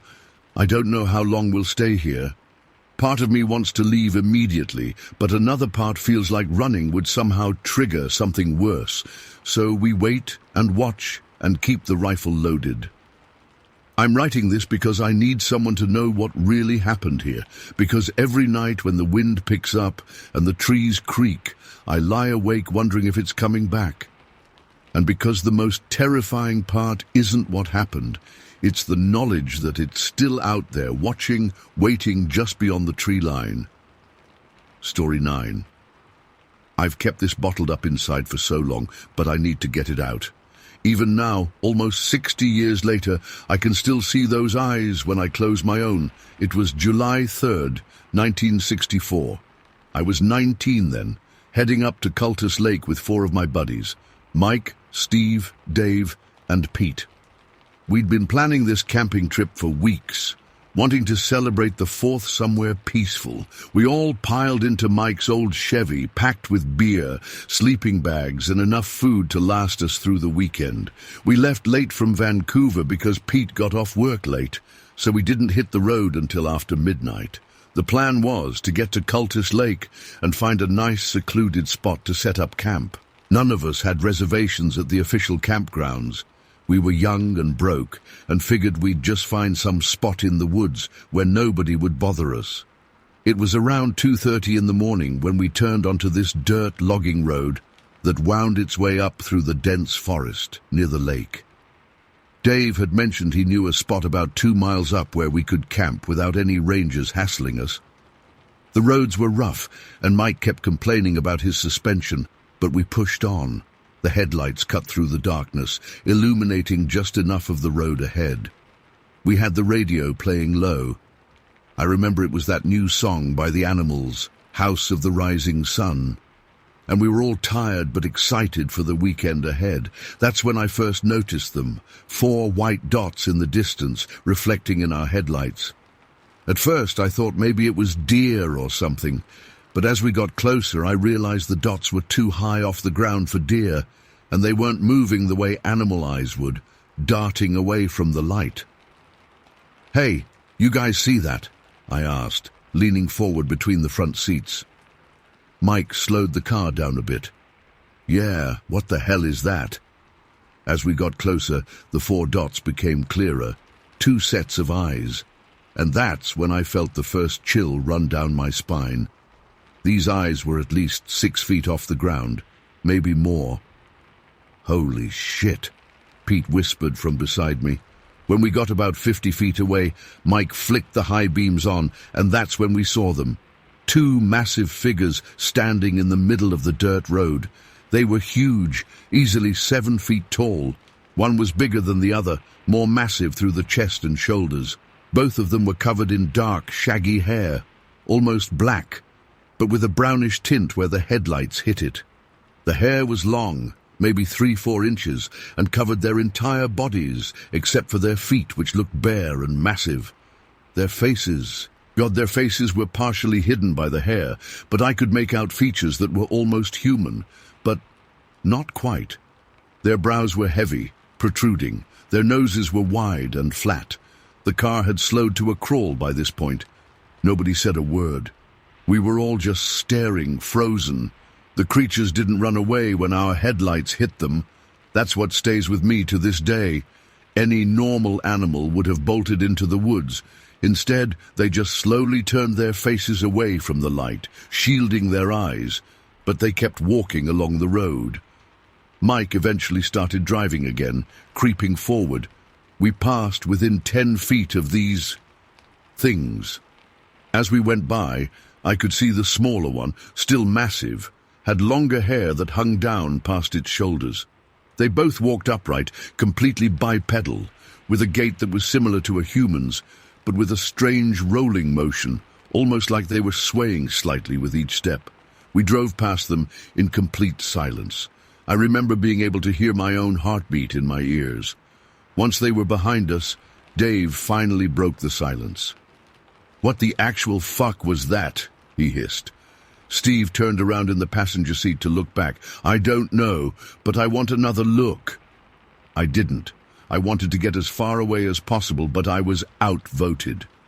Mike pulled the car to a stop about 100 yards down the road, then turned it around, headlights sweeping across the forest.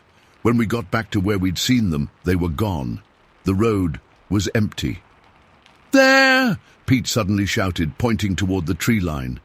I saw movement in the woods, just the briefest glimpse of those massive shapes disappearing into the darkness between the trees.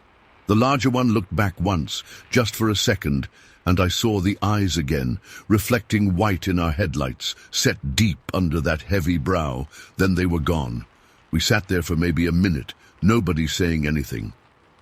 I remember my mouth was so dry I couldn't swallow properly. "Fuck camping here," Mike finally said, and nobody argued. He turned the car around again, and we headed back down the dirt road toward the main highway. On the drive, we started talking all at once, trying to make sense of what we'd seen. "Those weren't bears," Steve kept saying. "Bears don't walk like that." "They were Sasquatches," Pete said firmly. "Bigfoot. Had to be." I'd heard stories about Bigfoot all my life growing up in the Pacific Northwest, but I'd always written them off as bullshit, campfire stories to scare kids. But what we'd seen, I couldn't explain it away. "Did you see how big its feet were?" Dave asked. "Like fucking snowshoes." I remembered noticing that their feet seemed different from the rest of their bodies. Darker, almost leathery looking. None of us wanted to be anywhere near Cultus Lake anymore. We drove to Chilliwack, found an elementary school parking lot, and parked there for the night. None of us slept much. We took turns keeping watch, peering out the windows of Mike's Chevy, jumping at every sound. When morning finally came, we debated what to do. Pete and Steve wanted to report what we'd seen. Mike and Dave weren't so sure, worried people would think we were drunk or on drugs. "We all saw the same thing," I pointed out. "All 5 of us. They can't say we're all crazy." In the end, we went to the local police station. The officer at the desk tried to keep a straight face as we described what we'd seen, but I could tell he didn't believe us. He took our details down anyway, asking us to describe the creatures. "About 7 feet tall," Mike said. "The bigger one was maybe 7.5. Covered in dark hair," Steve added, "except for their faces and feet." "How did they move?" the officer asked. "Like humans, but not quite," I explained. "They walked upright, swaying a bit, and they didn't run when they saw us. They just turned their faces away from the headlights." That detail seemed to catch his attention. He looked up from his notepad. "They turned away from the light?" We all nodded. "But they stayed on the road?" "Yeah," Dave said. "They didn't bolt into the woods until we came back for a second look." The officer studied us for a moment, then put his pen down. "You boys aren't the first to report something like this around Cultus Lake. Had a couple of loggers come in last month with a similar story." That sent another chill through me. It wasn't just us. We left the police station and drove back to Vancouver that day. The camping trip was forgotten. All we could talk about was what we'd seen on that dirt road. Over the years, I've tried to rationalize it. Maybe it was a couple of guys in costumes playing a prank, but this was 1964, way before those gorilla suits in movies got realistic. And the way they moved, the way the smaller one's hair hung down past its shoulders, swaying as it walked, the strange rolling gait, the way they didn't flee immediately but instead just averted their eyes from the light. I've read up on Sasquatch sightings since then. There have been dozens of reports from the Cultus Lake area over the decades. Some describe the same behaviors we witnessed, the aversion to light, the way they stay on paths and roads instead of immediately fleeing, the difference in sizes, suggesting males and females. I'm 78 now, and I've never gone camping again. Not once in all these years. I can't bring myself to sleep out in the woods, knowing what might be watching from the trees. Those eyes haunt me, the way they reflected in our headlights, glowing white against the darkness. Sometimes I wake up in the middle of the night, certain I've seen those 4 white dots watching me from the corner of my bedroom. What keeps me up at night isn't just the memory of what we saw. It's the knowledge that they're still out there. Whatever they are, Sasquatch, Bigfoot, something else entirely, they're moving through those forests, watching, avoiding us most of the time. But sometimes, like that night in July 1964, allowing themselves to be seen. And I wonder why. Was it just chance that we encountered them on that dirt road, or were they curious about us too? Did they want to be seen? 5 of us experienced the same thing that night. We all saw the same creatures, described the same details independently. After all these years, I still keep in touch with Mike and Pete. Steve and Dave passed away years ago. We don't talk about that night much anymore, but occasionally, after a few drinks, the conversation drifts back to those moments on that dirt road. "Do you think anyone believes us?" Pete asked me last time we met up. "Does it matter?" I replied. "We know what we saw. The most terrifying thing is that I still don't know what they were. Not really. Science says they can't exist, that there can't be 7-foot hairy hominids wandering the forests of the Pacific Northwest without concrete evidence being found. But science can't explain what 5 sober young men encountered on a dirt road near Cultus Lake at 2:30 in the morning on July 3rd, 1964. I've never gone back to Cultus Lake. I never will. Some memories are best left undisturbed. But every time I see headlights reflecting in animal eyes at night, I feel that same cold dread wash over me. I'm back in that car, watching those 4 white dots grow larger as we approach, not yet knowing that what I'm about to see will haunt me for the rest of my life. Those eyes, those goddamn eyes, they're watching me even now. Story 10. I've never really shared this story online before. It's been almost 60 years, but I still think about what my wife Martha and I discovered that day in 1964. I was 32 then. Martha was 29, and we'd been rock hunting together for about 5 years at that point. It was our thing. Some couples play cards or go dancing, but we loved hunting for interesting geological specimens across British Columbia. That particular weekend in late April, we decided to check out Hurling Island. It sits across the Fraser River from Agassiz, and back then it was even more remote than it is now.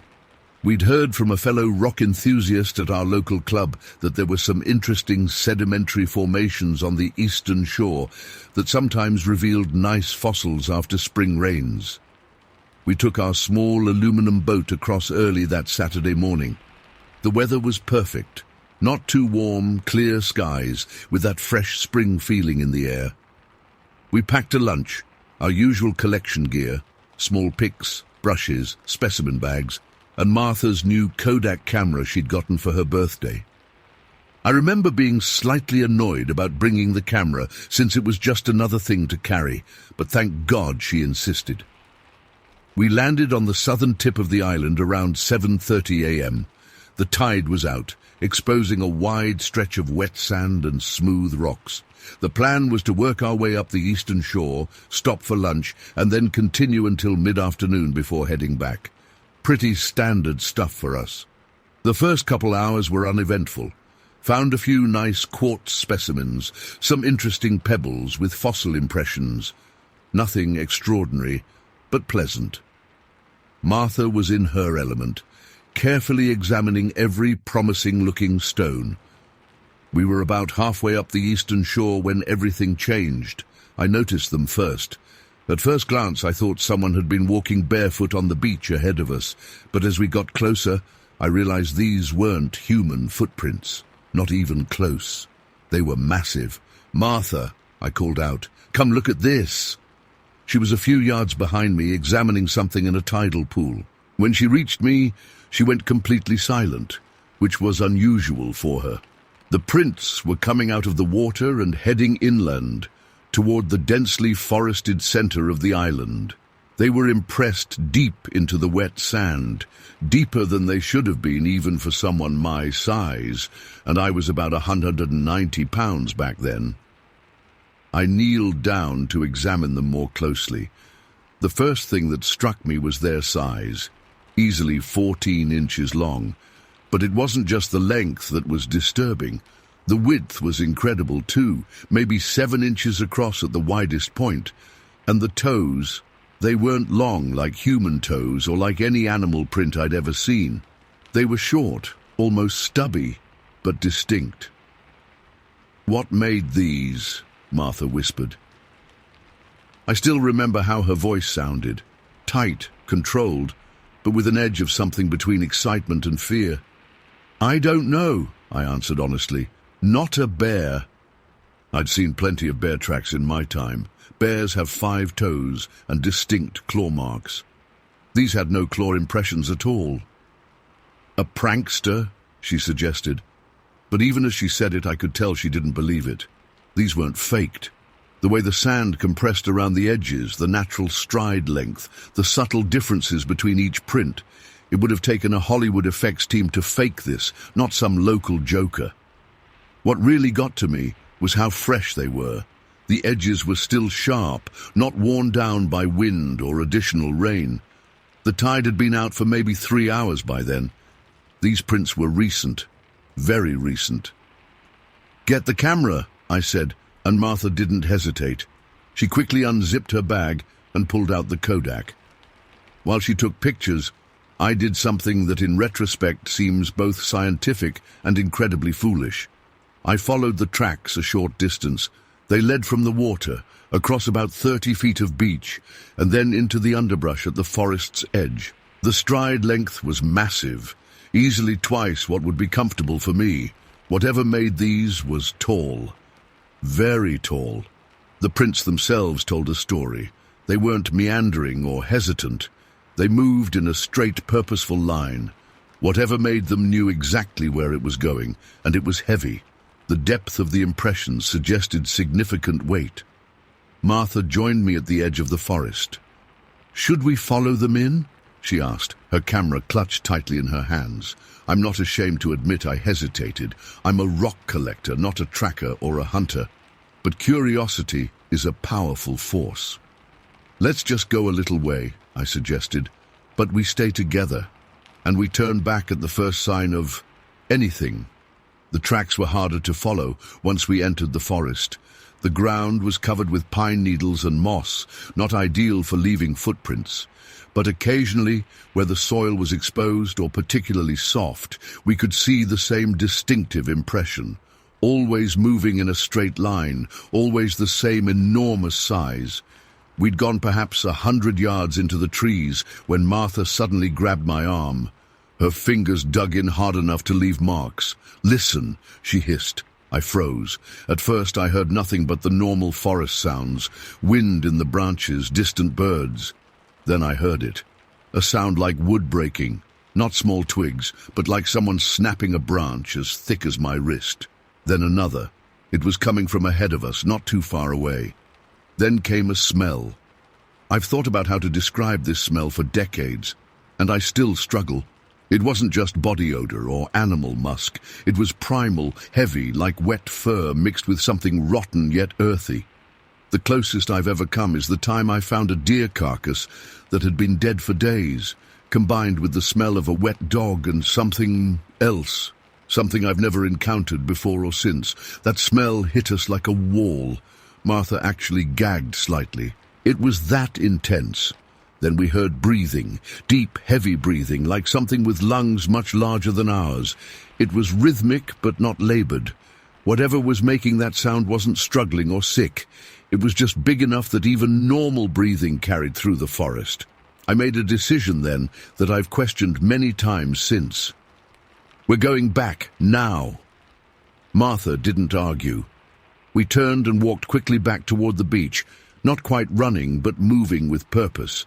Neither of us looked back, but I swear I could feel something watching us go. The weight of that unseen gaze pressed between my shoulder blades the entire way.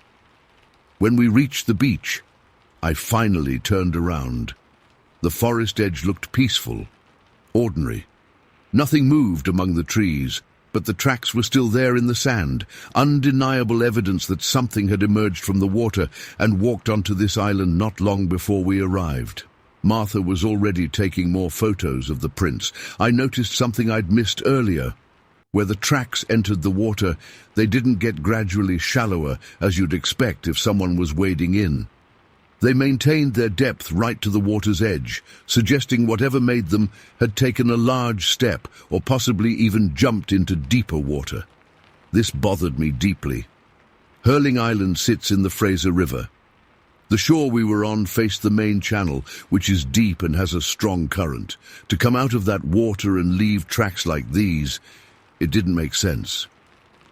We need to measure these properly, I said, trying to regain some sense of scientific approach.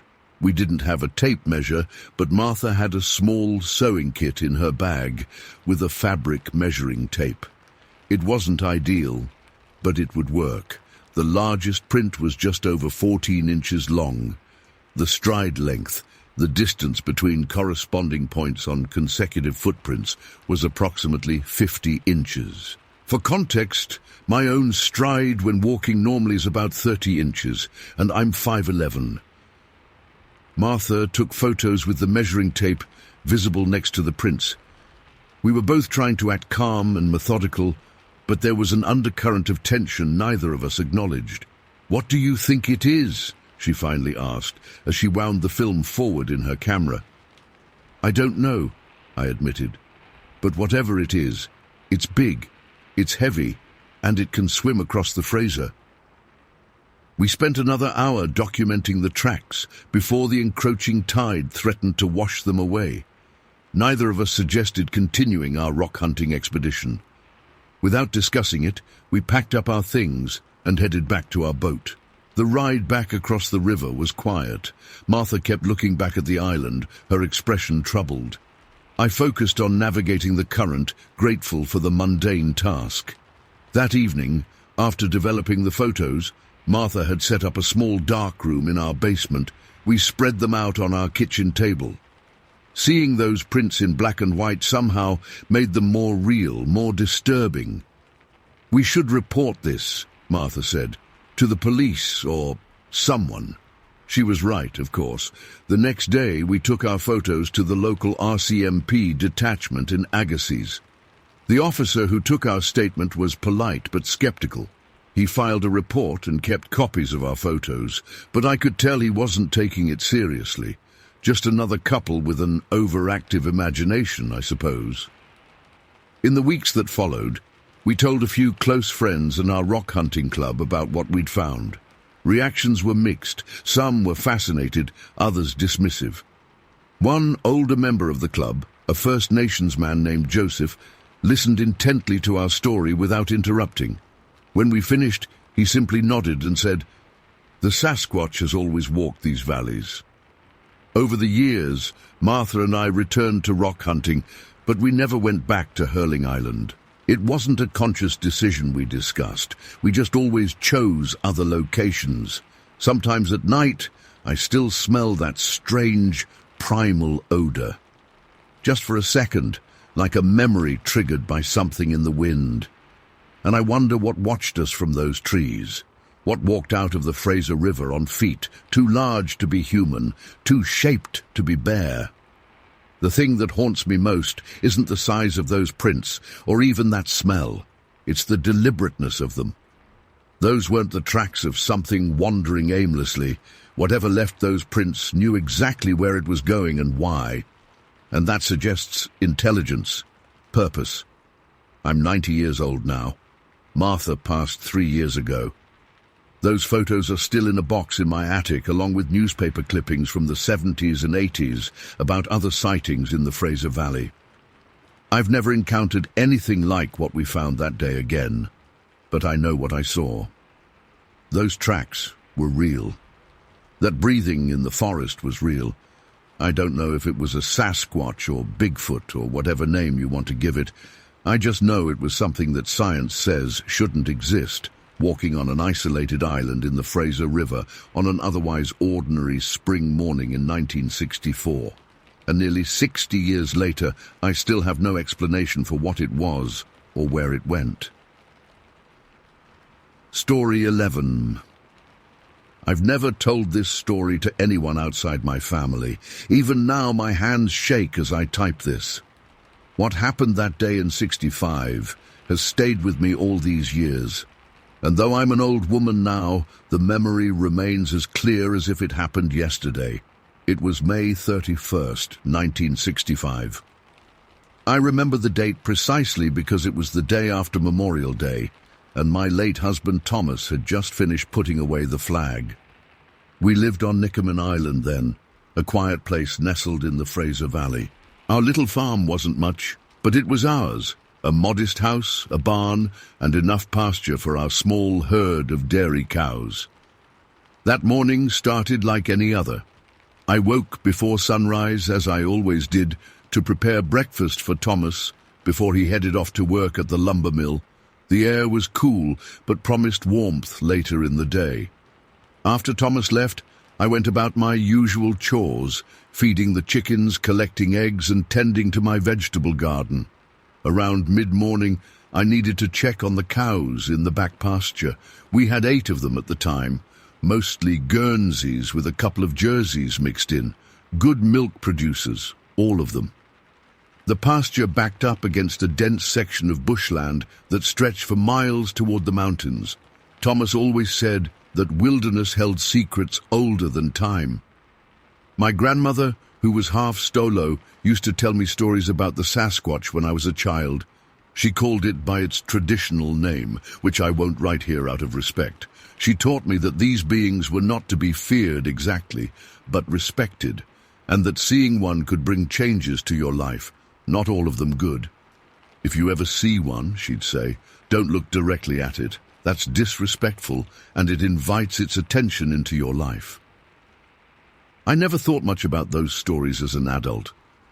They were just old tales, the kind that get passed down through generations, but don't really touch your everyday life. At least, that's what I believed until that morning in May. I remember walking toward the back pasture, carrying a small bucket of salt licks for the cows. It was around 10:30, and the sun had burned away the morning mist. The grass was still damp with dew, soaking the hem of my dress as I made my way through it. I was thinking about the bread I had rising back in the kitchen, calculating how long before I needed to get back to punch it down. I reached the wooden gate that separated our yard from the pasture and paused to catch my breath. That's when I noticed something wasn't right. The cows had all gathered at the far end of the pasture, near where our land met the bushland. They were standing in an unusual formation, all facing the same direction, their heads lifted in a way I hadn't seen before. At first, I thought maybe a deer had wandered out of the woods. That happened sometimes, and the cows were always curious about visitors, but even from that distance, I could tell this was something larger, much larger. I squinted against the morning sun, trying to make out what they were looking at. That's when I saw it. A dark figure standing at the edge of our property where the cleared land met the trees. It was tall, much taller than a man, and covered in what looked like black hair from head to foot. My heart nearly stopped. The bucket slipped from my fingers, spilling salt licks across the ground. I remember thinking I must be seeing things, that my eyes were playing tricks on me. But as I stood there, frozen in place, the figure moved. It wasn't a tree or a shadow or anything I could rationally explain away. It was alive and it was massive. Remembering my grandmother's warnings, I quickly averted my eyes. I didn't want to look directly at it, but I couldn't help taking quick glances. With each glance, my heart beat faster. It stood upright like a man, but much larger, at least 7 or 8 feet tall, maybe more. Its shoulders were broad, its arms long, hanging at its sides. The black hair covered its entire body, and though I never got a clear look at its face, I could tell it had a large head that seemed to sit directly on those massive shoulders. The strangest thing, the thing that still puzzles me to this day, was how my cows were behaving. They weren't frightened, they weren't running away, or even showing signs of distress. Instead, they were slowly approaching the creature, almost like they were drawn to it. They moved with a casual curiosity, the way they might investigate a new piece of farm equipment, or a visitor they didn't recognize but weren't afraid of. I stood at the gate, my knuckles white from gripping the wood. I wanted to call the cows back, to chase them away from whatever that thing was, but I couldn't make a sound. Fear had stolen my voice. The creature moved again, taking a few steps into the pasture. Its movements were fluid, not lumbering or awkward like you might expect from something so large. It moved with purpose, with awareness. I remember thinking it moved like it belonged there, like it knew this land better than I did. One of my jerseys, a particularly bold cow named Buttercup, approached it closer than the others. She stopped about 20 feet from the creature and just stood there staring. The creature raised one of its long arms, not in a threatening way, but almost like it was acknowledging her presence. A shiver ran through me that had nothing to do with the morning chill. I felt like I was witnessing something I wasn't meant to see, something private and ancient. The hair on my arms stood on end, and I had the distinct feeling that if I made a sound, if I drew attention to myself, something irreversible would happen. So I stood silent, taking quick glances and then looking away, my grandmother's warnings echoing in my mind. Don't look directly. Don't invite its attention. The creature remained in the pasture for what felt like an eternity, but was probably only a few minutes. It moved around a bit, never straying far from the tree line. The cows continued their strange behavior, watching it with what I can only describe as respect. They didn't approach any closer than Buttercup had, forming a loose semicircle around the visitor. Then, without warning, a branch snapped somewhere behind me. I jumped, almost crying out in surprise. When I looked back toward the pasture, the creature had turned its head in my direction. I can't describe the feeling that washed over me in that moment. It wasn't exactly fear, though fear was certainly part of it. It was more like a profound awareness, a sudden understanding that I was in the presence of something that existed outside the world I knew, something ancient and wild and intelligent. I couldn't see its eyes from that distance, but I knew it was looking at me. I felt its gaze like a physical touch. My legs trembled, and I had to grab the gate tighter to keep from falling. The creature stood still for a long moment, facing my direction. Then, with a grace that seemed impossible for something so large, it turned and moved back toward the trees. It didn't run or hurry. It simply walked, its long arms swinging slightly at its sides, until it disappeared into the dense undergrowth at the edge of our property. The cows remained where they were for several minutes, still staring at the spot where it had vanished. Then, gradually, they began to disperse, returning to their grazing as if nothing unusual had happened. I don't know how long I stood there at the gate. My legs felt rooted to the ground, and my mouth was dry with fear and awe. Eventually, I managed to turn away and walk back to the house. My movements felt mechanical, automatic. I left the spilled salt licks where they had fallen. When I reached the house, I went straight to the kitchen sink and splashed cold water on my face.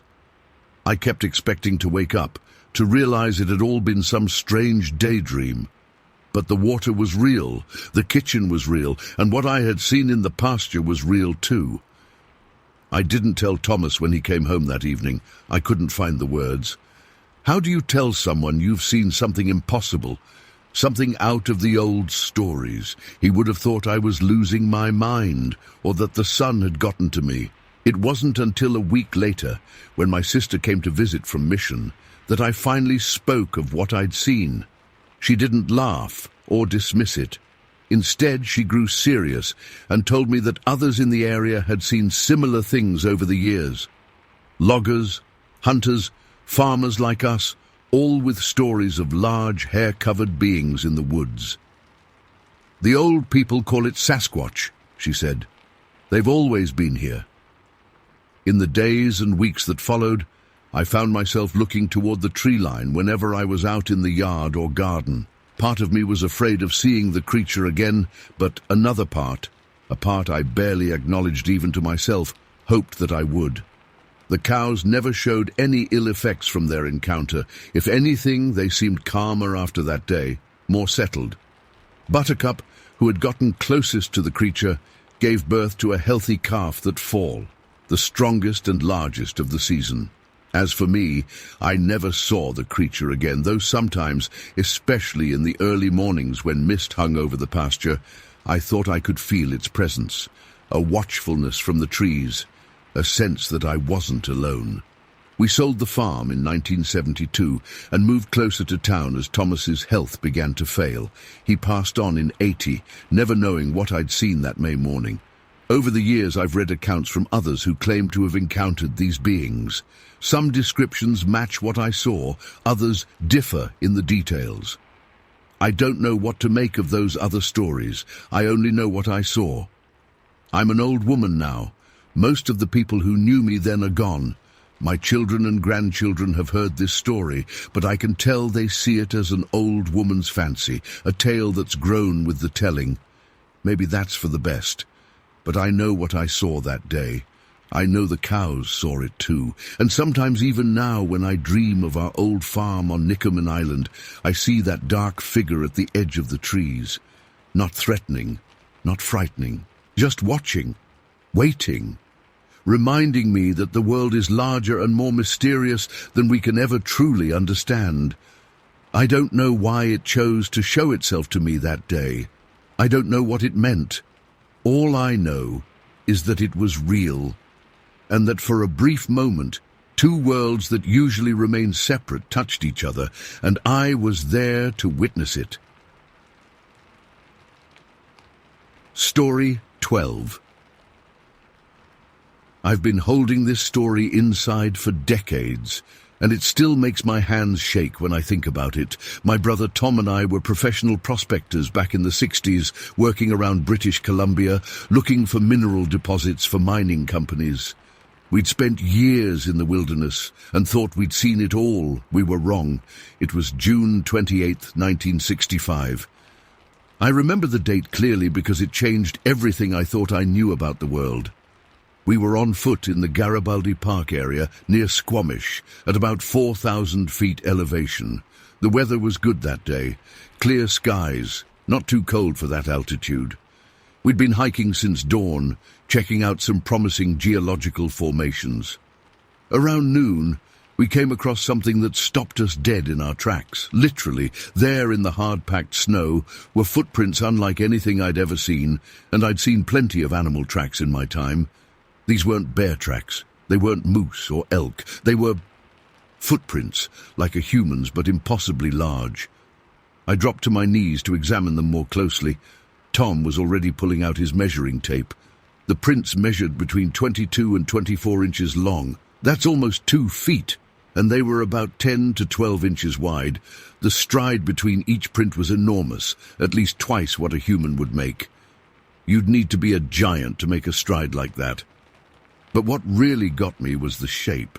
They had 4 distinct toe impressions, with the big toe on the inside, just like a human foot. I've tracked game my whole life, and these weren't animal tracks. They were human-shaped, just scaled up to an impossible size. "Jim, look at this," Tom said, pointing at the depression. At the bottom of each print, the snow had a pinkish tint to it. It wasn't blood, more like a discoloration, like whatever made these tracks had some kind of residue or oil on its feet that transferred to the snow. The most bizarre thing, though, were the marks parallel to the footprints. There were 3 distinct grooves in the snow. In the middle was a wide but shallow drag mark, and on either side of the line of prints were narrower, deeper grooves. It was as if whatever made the footprints was also dragging something heavy behind it, something that cut into the snow. "Should we follow them?" Tom asked. There wasn't really a question. We were prospectors, explorers by nature. Of course we were going to follow them.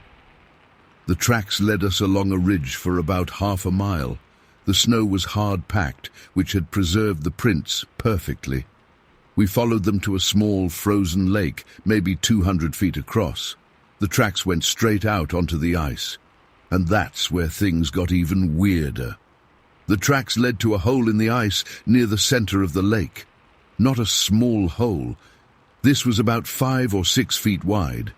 Chunks of ice were piled around it, like something had broken through from below. The footprints led right up to the edge of the hole, but there were no prints leading away from it. Tom and I looked at each other, the same thought crossing our minds. Had whatever made those tracks gone into the water? In June, that water would be near freezing. Nothing could survive in there for long. "Let's go around the lake," I suggested. "See if it came out somewhere else." We circled the lake, scanning the shoreline for any sign of the tracks resuming. Nothing, but as we reached the far side, Tom grabbed my arm so hard it hurt. "Look," he whispered, pointing to the tree line about 100 yards away. My blood went cold. Standing between two tall evergreens was something watching us. It was huge, that's what registered first. It stood upright, like a man, but much taller than any man I'd ever seen. Its body was covered in what looked like hair or fur, auburn in color, a reddish-brown that stood out against the dark green of the trees. But its hands were different, lighter, almost yellowish. The head sat directly on square shoulders, no neck to speak of.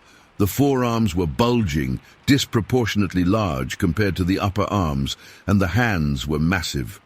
It was swaying slightly as it stood there, a gentle back-and-forth motion that was somehow more unsettling than if it had been completely still. We were too far away to make out its face clearly, but the features seemed flat, almost pressed in.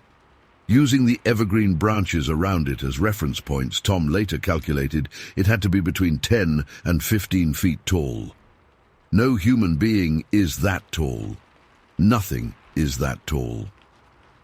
We stood frozen, staring at it. It stared back. Nobody moved for what felt like hours, but was probably only a few minutes. "What do we do?" Tom whispered. "Nothing," I said. "We don't do anything to provoke it." We slowly backed away, keeping our eyes on the creature the whole time. It didn't follow us or make any aggressive moves. It just watched, swaying gently as we retreated. We decided to continue our original route, partly because we had supplies to collect at a cache we'd left a few miles ahead, and partly because that route took us away from the creature. We hiked for another hour, constantly looking over our shoulders before setting up camp for the night. Neither of us slept much. The next morning, we couldn't resist going back. Call it curiosity or stupidity, but we had to know more. We returned to the lake, but the creature was gone. The tracks were still there, though somewhat melted by the sun. We took some measurements and photos with the camera we'd brought. Then we decided to climb over a nearby ridge onto a plateau we knew had several small lakes. When we got there, we found more tracks, different ones this time. These were smaller, about 18 inches long, but with the same human-like shape. A juvenile, maybe? These tracks also led to a hole in the ice of one of the tiny lakes. This hole was over 5 feet wide. Nearby, we found separate tracks, about 10 inches long. These didn't venture onto the ice at all. 3 different sets of tracks, 3 different sizes. It dawned on us that we might be dealing with a family group. I found myself getting more fascinated than scared at this point. This was a discovery, something amazing. Tom felt the same way. We spent the rest of the day documenting what we found, taking measurements, and even collecting samples of the pink-tinted snow from the bottom of the footprints. A few days later, after we'd returned to civilization, Tom went back to the location by helicopter with a reporter from the local newspaper. The original tracks had badly melted by then, but they took photographs anyway. They also spotted fresher tracks on a ridge, but couldn't land the helicopter there. Tom told me later that those tracks led to the edge of a cliff with no snow below, as if whatever made them had simply stepped off into thin air. We reported what we'd found to the authorities, thinking they'd want to investigate. Most laughed us off, but not everyone. A man named John Green, who we later learned was researching these kinds of sightings, interviewed us extensively. He seemed to find our account credible and even flew over the area with another researcher looking for the ice holes. They couldn't find any within 50 miles, which just added to the mystery. We eventually shared our experience with BC Recreation Minister Ken Karinen. To our surprise, he took it seriously enough that the provincial government expressed interest in research and asked for tangible evidence. Later, a provincial anthropologist named Don Abbott declared our sighting the best Sasquatch account received to date. 2 years later, in August 1967, photographs emerged from Northern California showing tracks that looked exactly like what we'd found. Seeing those photos gave me chills. It was validation that what we'd seen wasn't just in our heads. I'm an old man now, and Tom passed away years ago. I've spent decades trying to make sense of what we saw that day. Was it a Sasquatch, some unknown species, something else entirely? I don't know. But I know what I saw, and I know the tracks were real. The thing that still haunts me most is the holes in the ice. What kind of creature breaks through frozen lakes from below? And how does it survive in that freezing water? The pink tint at the bottom of the footprints, what caused that? And those strange drag marks parallel to the tracks, what was it dragging through the snow? I've been on hundreds of prospecting trips in my life, traversed countless wilderness areas, and encountered all kinds of wildlife. Nothing before or since has affected me like what we saw on June 28, 1965. Sometimes when I'm out in the woods, I'll get this feeling of being watched. The hairs on my neck stand up, and I remember those flat features, those yellowish hands, that swaying motion. I remember how it just stood there, observing us. Not threatening, not advancing, just watching. Like we were the curiosity, not it. I wonder if it's still out there, that auburn giant and its family, moving through the remote areas of the Pacific Northwest, leaving those massive footprints in the snow, breaking through ice from below, watching. I wonder if anyone else has seen it and stayed quiet, afraid of the ridicule we faced when we first told our story. I wonder how many other unexplained tracks are out there, melting away before anyone can document them. Most of all, I wonder what would have happened if we'd tried to approach it that day instead of backing away. Would it have fled, attacked, communicated somehow? I'll never know. But I know what I saw standing between those evergreens was real. It was breathing, watching, thinking. It was alive, and for all I know, it still is. Story 13. I've held this story inside for too long. Even after all these years, I still wake up in cold sweats thinking about what I saw that day in July 1965. I wasn't going to talk about it publicly, but seeing others share similar experiences has given me the courage to finally get this off my chest. I was 37 years old back then, had been fishing the waters around Butedale, British Columbia, for nearly 20 years. Anyone who knows me will tell you I'm not the type to make up stories or exaggerate. Hell, my buddies used to tease me about being too matter-of-fact about everything. I knew every inch of those waters, every island, every hidden rock, every good fishing spot. I'd seen bears, wolves, eagles, whales, all the wildlife you'd expect in that part of the world. But nothing, and I mean absolutely nothing, could have prepared me for what happened on July 14th, 1965. The morning started like any other fishing day. I packed my gear before sunrise, filled my thermos with black coffee, and headed down to the harbor where I kept my boat, a 16-foot aluminum craft with a reliable Johnson outboard. Nothing fancy, but it got the job done. My buddy Frank was supposed to meet me there around 6:30, but he was running late as usual. We'd planned to hit this spot near a small island about 7 miles from Butedale, where we'd had good luck catching salmon the previous season. It was about 6:40 when I decided to head out without Frank. The weather was perfect. Clear skies, hardly any wind, the water almost glass-like. I figured Frank would catch up. He knew where we were heading. The air was crisp with that distinctive Pacific Northwest smell, salt water mixed with pine from the dense forests that came right down to the shoreline. As I navigated through the calm waters, I felt that familiar sense of peace that always came over me when I was out on the water. No worries about work or bills or anything else. Just me, the boat, and the incredible wilderness surrounding me. Little did I know that in less than an hour, my entire worldview would be shattered. I reached the area around 7:15 and started to approach our fishing spot, a small rock-bound island with deep water channels that the salmon seemed to love. I cut the engine to a slow idle when I was about 75 yards out, wanting to drift in quietly. That's when I saw them. At first, I thought they were bears. Two large, dark figures standing on the largest rock outcropping on the near side of the island. But something felt off immediately.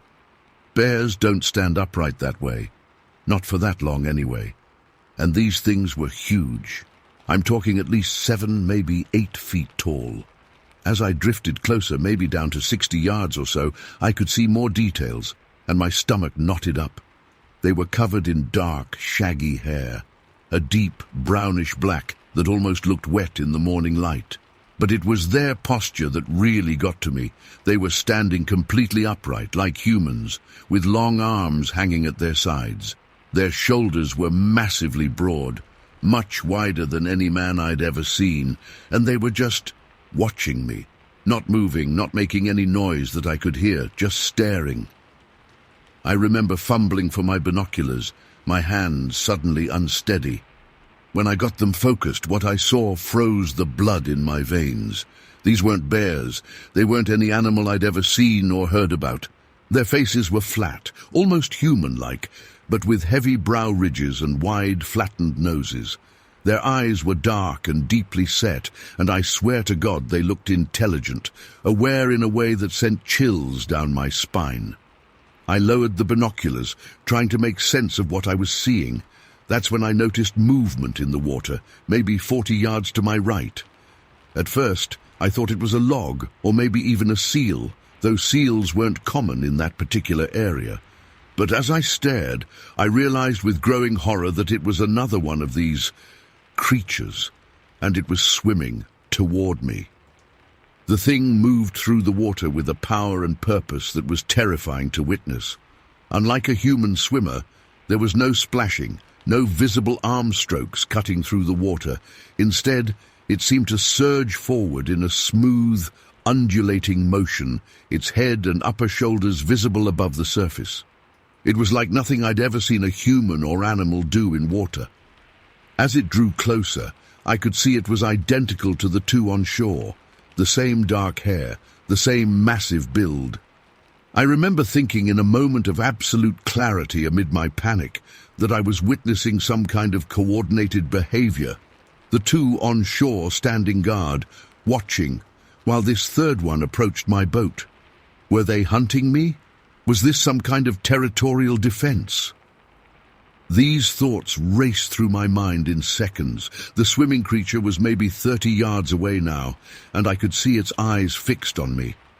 There was an intelligence there, a deliberateness that went beyond animal instinct. I've been around wild animals all my life, and this was something entirely different. This thing knew exactly what it was doing. I don't mind admitting that in that moment, I was more terrified than I've ever been before or since. My hands were shaking so badly I could barely function. I reached for the starter cord on my outboard motor and yanked it hard. The engine sputtered but didn't catch. I pulled again, frantically, aware that the swimming creature was getting closer with each passing second. On the third pull, the motor roared to life. I cranked the throttle to full, not caring about the proper way to warm up an engine. The boat lurched forward, bouncing hard on the water as I made a sharp turn away from the island and the swimming thing that was now no more than 20 yards from my boat. As I sped away, I looked back. The swimming creature had stopped and seemed to be treading water, its gaze still locked on me. The two on shore hadn't moved, but they were both still watching, their massive forms silhouetted against the morning sky. There was something about their stillness that was almost as unnerving as their presence, like they were so confident, so untroubled by my presence or my escape. In my panic, I nearly collided with another boat.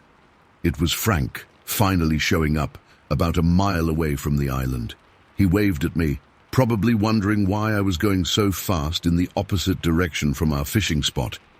I couldn't stop. I couldn't even slow down to explain. All I could think about was putting as much distance as possible between myself and those creatures. I made it back to the harbor in record time, the boat bouncing so hard over the water that I'm surprised I didn't crack the hull. My hands were still shaking when I tied up at the dock. A couple of other fishermen were there, loading their gear, and they looked at me with concern. One of them, an old-timer named Bill, asked if I was okay. I must have looked like I'd seen a ghost. I tried to explain what I'd seen, but the words came out jumbled and frantic. Bill and the others exchanged glances, probably thinking I'd had some kind of breakdown. But Bill had known me for years, knew I wasn't the type to make up stories or get spooked easily. He sat me down in the harbour master's office and got me a cup of coffee while I tried to collect myself. When Frank finally showed up about an hour later, he was furious, thinking I'd deliberately ditched him. But when he saw the state I was in, his anger turned to concern. I told them all what I'd seen, the two massive hair-covered creatures standing on the rock, the third one swimming toward my boat with that strange, powerful motion. Bill suggested we report it to the local authorities, not the police exactly, but the wildlife management folks who had an office in town. I was reluctant at first. Who would believe such a crazy story? But Bill insisted, saying that if there was something unknown out there, people needed to be aware of it. So that afternoon, still shaken, I found myself sitting across from a young wildlife officer named Thompson, trying to sound sane while describing creatures that sounded like something from a campfire tale. To his credit, Thompson didn't dismiss me outright. He took detailed notes, asked specific questions about size, coloration, movement, and behavior. When I mentioned the swimming, his eyebrows shot up, and he paused in his note-taking. "You're sure it was swimming? Not just wading through shallow water?" he asked. I told him there was no doubt. The water in that area was deep, at least 15 to 20 feet. The creature was swimming purposefully through deep water, moving with a power and grace that was both impressive and terrifying. Thompson explained that while there had been other reports of what people called Sasquatch or Bigfoot in the region over the years, accounts of them swimming were extremely rare. Most sightings occurred in forests or along ridgelines. He asked if I'd be willing to go back out with him to the location, but I flatly refused. No amount of curiosity could make me go back to that island. In the weeks that followed, I couldn't shake what I'd seen. I had trouble sleeping, and when I did sleep, I had nightmares about those creatures surrounding my boat, pulling me into the dark water. I tried to go fishing a couple of times, but as soon as I got out on the water, panic would set in. After the third attempt ended with me turning back before I'd even cleared the harbor, I decided to sell my boat. 40 years of fishing ended in a single morning. Frank thought I was overreacting. He and some of the other local fishermen went out to the island a few days after my experience, but found nothing unusual. No footprints, no hair samples, no signs that anything large had been there. Some of them started to joke about Jack's monsters, though never to my face. Bill remained supportive, but I could tell even he had his doubts. The wildlife officer, Thompson, came by my place about a week after I filed the report. He had a thick folder with him full of similar reports from across the Pacific Northwest. He showed me sketches based on other sightings, asking if they resembled what I'd seen. Many were close: the height, the broad shoulders, the hair-covered bodies. But none captured the intelligence I'd seen in those eyes, the deliberate way they moved and watched. Thompson told me there had been a handful of reports over the years of these creatures swimming.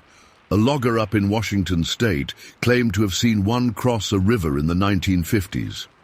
A hunter in Northern California reported something similar in '62. But accounts of multiple creatures together, appearing to act in coordination, were almost unheard of. I asked him what he thought they were. He hesitated before answering, looking down at his folder of reports. "Officially, we document these as unverified wildlife sightings," he said. Unofficially.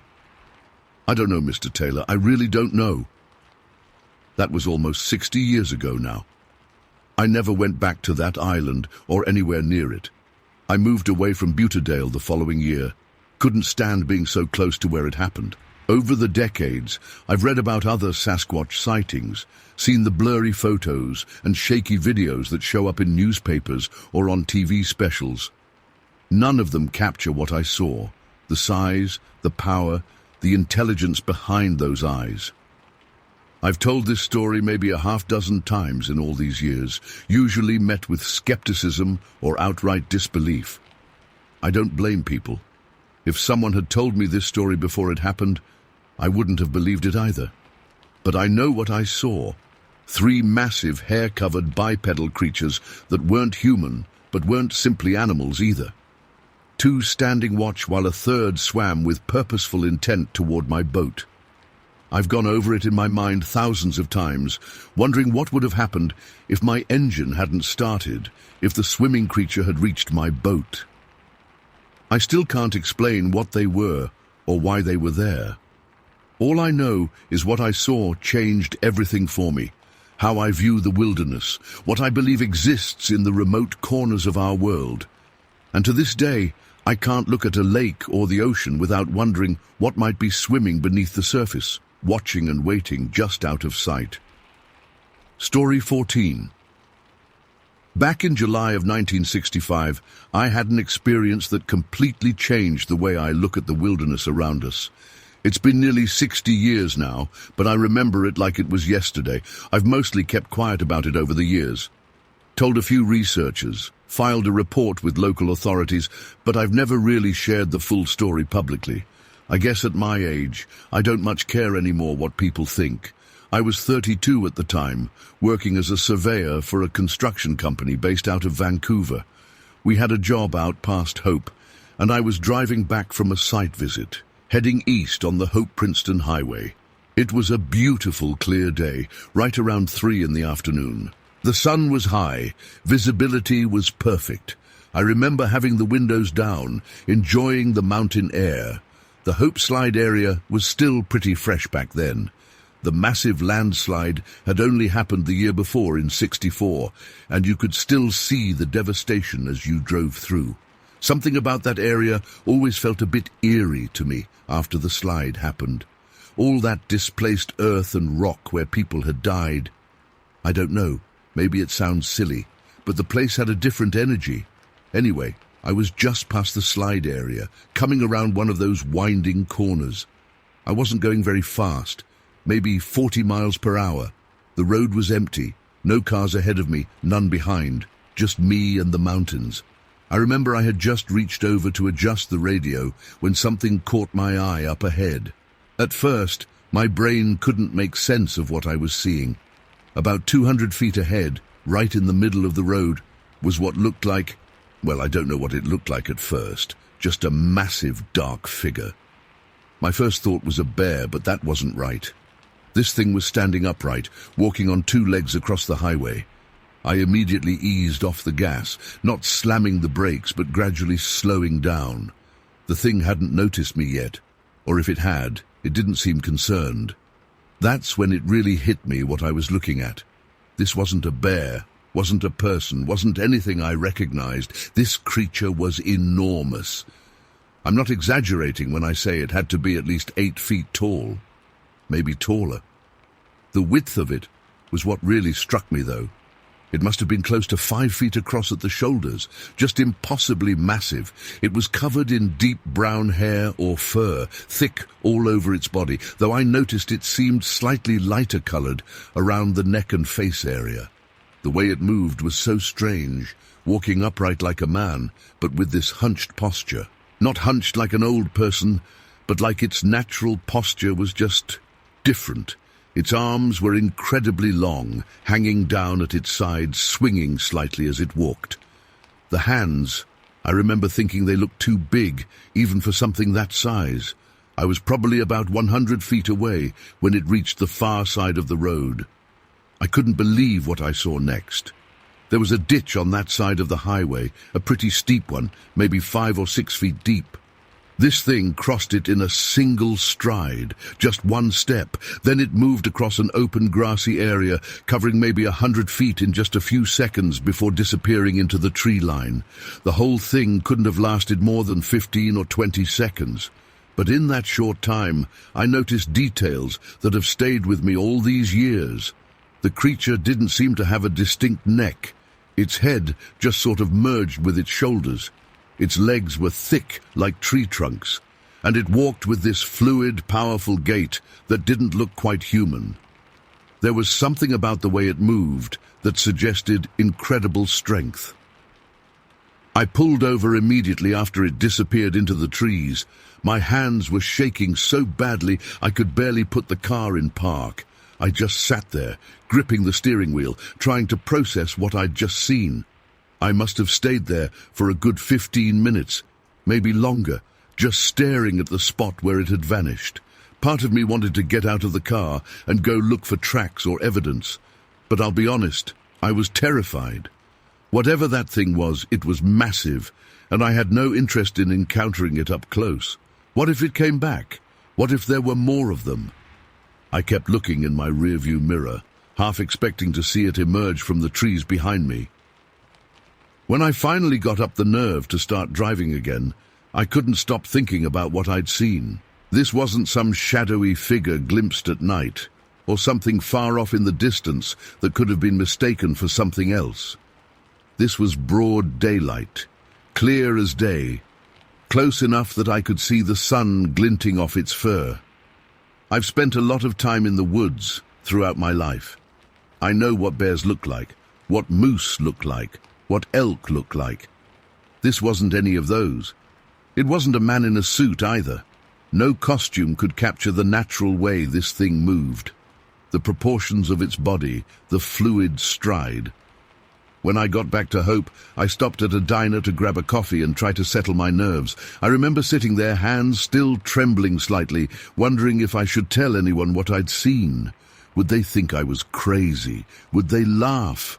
I overheard a couple of loggers at another table talking about working up near that same area, and I almost went over to ask if they'd seen anything strange, but I couldn't bring myself to do it. I did end up reporting it a few days later, first to the local Forest Service office, where the ranger took notes but gave me that look. You know the one, where they're being polite but clearly think you're off your rocker. Then I heard about some researchers who were collecting stories about Sasquatch sightings in the area. I wasn't sure if that's what I'd seen, but it seemed like the closest explanation, so I contacted them too. The researchers were much more interested. They asked detailed questions about the coloration, the gait, the proportions. They showed me some sketches and asked if any looked like what I'd seen. Some were close, but none quite captured it. They told me there had been other sightings in that general area over the years, which was both comforting and unsettling. Comforting to know I wasn't alone in what I'd seen, but unsettling to think these things were really out there. One of the researchers wanted me to take him back to the exact spot, but I was reluctant. I can't explain why, but I felt a sort of dread at the thought of returning there, like maybe seeing one of these creatures was some kind of warning, and going back would be tempting fate. I did eventually give him detailed directions to the location, but I didn't go with him. I never heard if he found anything. In the weeks after the sighting, I found myself becoming hyper-aware whenever I was driving that stretch of highway, which was often for my job. I'd slow down at that exact corner, eyes scanning the trees, half expecting to see the creature again. I never did, but there were times I felt like I was being watched. Maybe that was just my imagination working overtime. What's always struck me as strange is how matter-of-fact the creature seemed. It wasn't acting sneaky or trying to hide. It was just crossing the road like it had somewhere to be, like this was its normal routine. If I hadn't come around that corner at that exact moment, no one would have ever known it was there. How many times do these things cross roads or open areas when no one's around to see them? I've tried to rationalize what I saw over the years. Could it have been a bear with mange that made it look different? No, the proportions and movement were all wrong. A man in a costume? Impossible. No human could be that size or move that way, especially not in the mid-60s when special effects weren't what they are today. Besides, who would be out there in the middle of nowhere in a costume with no cameras around? The more I've thought about it over the decades, the more I've come to accept that there are things in this world we don't fully understand. The wilderness of British Columbia is vast and largely unexplored. There are valleys and mountain ranges where humans rarely, if ever, set foot. Is it so hard to believe that something could live out there, avoiding human contact, just going about its business? I've read a lot about Sasquatch sightings since then. Some sound like hoaxes or mistakes, but others, especially the ones from serious people who spent their lives in the outdoors, those ring true to me. They describe the same fluid movement, the same proportions, the same matter-of-fact behavior I witnessed. I moved away from BC in the late 70s for work, ended up in Alberta, and then later Montana. I've been back to visit family over the years, even driven that same stretch of highway a few times. It's changed a lot. Wider road, more traffic, more development. I always slow down at that spot, though. Always feel a little chill run down my spine. I'm an old man now, and I've had a lot of experiences in my life. I've seen things I can explain and things I can't, but nothing has stayed with me quite like those few seconds on the Hope-Princeton highway in July of 1965. Nothing has made me question what I know about the natural world quite like that massive brown figure crossing the road and disappearing into the trees. People often ask me if I'm sure about what I saw, if maybe time and memory have distorted things. I understand the skepticism. If someone told me this story, I'd probably be skeptical too. But I know what I saw. It was real, it was there, and it was not something science has a name for, at least not an official one. Sometimes when I'm falling asleep at night, I still see it in my mind's eye. That fluid, powerful stride, those impossibly long arms, the way it crossed that ditch in a single step. And I wonder where it was going that day, what its life was like in those mountains, and if it's still out there somewhere. Or maybe it's children or grandchildren crossing roads when no one's looking. I've never gone camping or hiking in that area again, never wanted to. Some things you see once in your life, and that's enough. I don't need a closer look. I don't need proof. What I saw that day was real, and nothing anyone says will ever convince me otherwise. Story 15. I don't talk about this much. After almost 60 years, people still look at you funny when you bring it up. But I need to get this off my chest, and maybe someone here will understand or have seen something similar. It was August 17th, 1965. I remember the date clearly because it was 2 days before my 27th birthday, and I was part of a surveying team working near Kitimat, British Columbia. There were 4 of us: myself, Jack, Pete, Bill, and our team lead, Maurice. We were contracted by the provincial government to map some undeveloped shoreline for potential industrial expansion. Pretty routine work that had us out on a small motorboat most days, taking measurements and documenting the landscape. That morning started like any other. The weather was decent, overcast but not raining, around 60 degrees. We launched our boat from the Kitimat dock around 7 a.m. and headed north up the channel toward Cleo Bay. Maurice had packed us sandwiches, and Bill brought a thermos of coffee as usual. We were all experienced outdoorsmen, but none of us were from the immediate area. Pete and I were from Vancouver, Maurice from Victoria, and Bill had moved up from Washington State a few years prior. While loading our equipment, I noticed another boat preparing to launch. A wooden fishing vessel with 4 First Nations men aboard. We nodded politely to each other, but didn't interact beyond that. In those days, there wasn't much social mixing between Indigenous folks and people like us. Looking back, I regret that separation because what happened later that day would connect us in the strangest way possible. We spent the morning doing our work around the northern inlet and then moved toward Cleo Bay after lunch. The shoreline there is rugged, dense forest coming right down to rocky beaches with hardly any flat ground. The water is deep close to shore, allowing our boat to approach within about 200 yards of the beach in most spots. We were taking depth measurements and mapping the contour of the bay. It was around 2:30 p.m. when I first noticed something odd. I was operating the sighting equipment while Pete recorded numbers in our logbook.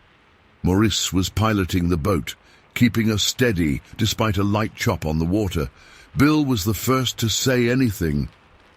"Hey, what's that on the rocks over there?" he said, pointing toward the northeastern edge of the bay.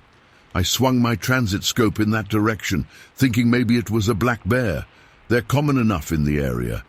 But the moment I focused, I knew this was something else entirely. Standing on a large, flat rock at the water's edge was something I still struggle to properly describe. It was standing upright on two legs, completely motionless, facing toward the water. At first glance, you might have thought it was a man in a dark suit, but it was far too big. Much, much bigger than any human I'd ever seen. "Maurice, kill the engine," I said, my voice coming out tighter than I expected. When the motor went quiet, we all just stared. The silence was absolute, except for water lapping against our hull. "What the hell is that?" Pete whispered. Through my scope, I could see details that the others couldn't yet make out. It was covered head to toe in dark brown hair. Not fur exactly, more like long hair that moved slightly in the breeze. It had to be at least 9 feet tall, maybe taller, with broad shoulders and powerful-looking arms that hung longer than a human's would. Its head seemed to sit directly on those shoulders, with no visible neck. "Pass me the binoculars," Maurice said quietly, his voice unusually strained. I handed them over without taking my eye from the scope. That's when I noticed the other boat, the First Nations fisherman, had also stopped about 200 yards from shore, positioned differently, but clearly observing the same thing we were. For what felt like forever but was probably just a couple minutes, the creature stood completely still. Then, without any warning, it turned. The movement was smooth, deliberate. Now it was facing toward the forest behind it, but it paused again, giving us a perfect profile view. "Jesus Christ," Bill muttered. The proportions were all wrong for a bear. The legs were long and powerful, the torso massive but distinctly humanoid, and it was standing perfectly upright, not hunched over. That's when I realized we were looking at what the locals called Sasquatch. Of course, I'd heard the stories. Everyone in the Pacific Northwest has. But I'd always written them off as folklore or misidentified bears. I was a practical man with scientific training, but science wasn't giving me any explanation for what I was seeing through that scope. The creature stood still for another minute, as if contemplating something. Then it turned its head and seemed to look directly at our boat. I can't say for certain it saw us, but I felt seen in that moment. The feeling that washed over me was indescribable, not exactly fear, more like a profound sense of being in the presence of something ancient and intelligent. Pete was frantically taking notes beside me, his pencil moving across the page without him looking down. "I'm getting this all down," he whispered. Height approximately 9 to 10 feet, dark brown hair covering entire body, standing fully upright on two legs, human-like posture but massive build. Maurice had gone completely white. "My grandfather talked about these things," he said. "Said they lived in the deepest parts of the forest. I never believed him." After what must have been 4 or 5 minutes total, the creature finally moved. It turned completely around and began walking, not lumbering or shambling, but walking with purpose, toward the tree line. Its gait was smooth but long-strided. It didn't rush or look back. It simply walked into the dense forest and disappeared from view. None of us spoke for what felt like ages. Bill was the first to break the silence. "Did that really just happen?" he asked, his voice shaking slightly. I lowered my transit scope. "Yes, it happened." That's when I noticed the other boat was moving toward us. The First Nations fishermen were approaching slowly, and one of them waved. Maurice started our engine again and we met them halfway. The oldest man on their boat, who introduced himself as Joseph, asked simply, "You saw it too?" We nodded, still too stunned for many words. "We've known they exist for generations," Joseph said. "My grandfather saw one when he was a young man. They rarely allow themselves to be seen." We compared notes right there on the water. Their description matched ours exactly, the height, the hair, the way it moved, everything. They hadn't viewed it through any special equipment, just with the naked eye. But there was no doubt we'd seen the same thing. Joseph told us they called it bok in their language. He seemed neither frightened nor particularly surprised, just respectful. He explained that sightings were rare and that it was considered special to be allowed to see one. The most unsettling part of our conversation was when Joseph mentioned that these creatures were intelligent and aware of humans. "It knew we were watching," he said. "It showed itself to us deliberately." We parted ways after about 10 minutes of conversation, both boats heading back to Kitimat. On our return journey, we tried to process what we'd seen. Maurice insisted we document everything while it was fresh in our minds. Pete had already filled 3 pages of notes, and I had measurements from the transit scope that gave us approximate height based on the known size of surrounding rocks and trees. Back at the docks, we found the First Nations fishermen already there. Joseph approached us as we tied up our boat. "You should know," he said quietly, "that most people won't believe you, but we know what we saw." He was right. When we reported the sighting to our supervisor the next day, he laughed it off. When we persisted, showing him our notes and measurements, he became uncomfortable and told us to keep that nonsense to ourselves if we wanted to keep our jobs. This was a government contract, after all, and they weren't in the business of documenting mythical creatures. For weeks afterward, I had trouble sleeping. I kept seeing that creature in my mind, the way it moved, the absolute certainty that what I'd seen wasn't a bear, wasn't a man in a costume, wasn't anything known to mainstream science. The image of it walking calmly into the forest haunts me to this day. Pete, Bill, Maurice and I made a pact to keep detailed records of our experience. We all signed and dated our separate accounts and had them notarized, though we never published them officially. Maurice tried to report it to a university anthropology department a year later, but was dismissed as a crank. We stayed in touch over the years, occasionally meeting to remind ourselves that we weren't crazy, that what we saw was real. Bill passed away in 1989, Maurice in 2002. Pete and I still talk on the phone every few months. We're old men now, but neither of us has ever changed our story. The most compelling aspect of our experience wasn't just that 4 trained surveyors saw something unexplainable, but that another group of completely unrelated people saw exactly the same thing at exactly the same time from a different angle. Neither group influenced the other's perception or interpretation. We all just saw what was there. I've been back to Kitimat a few times over the decades. The area has developed significantly since 1965, with more industry and infrastructure. I've never returned to Cleo Bay specifically, though. Something keeps me away. Not fear exactly, but a sense that some places deserve their secrets. I'm 85 years old now.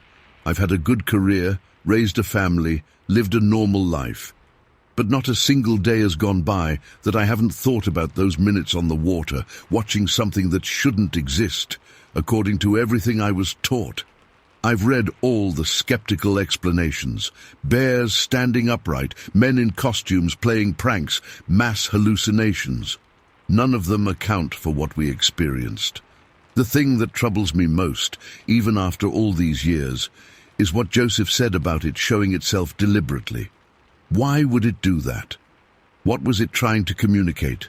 And are they still out there, watching us encroach further and further into their territory? I don't expect answers anymore. But I know what I saw. 4 professional surveyors and 4 First Nations fishermen, all witnessing the same impossible thing on a routine Tuesday afternoon in August 1965. That has to count for something.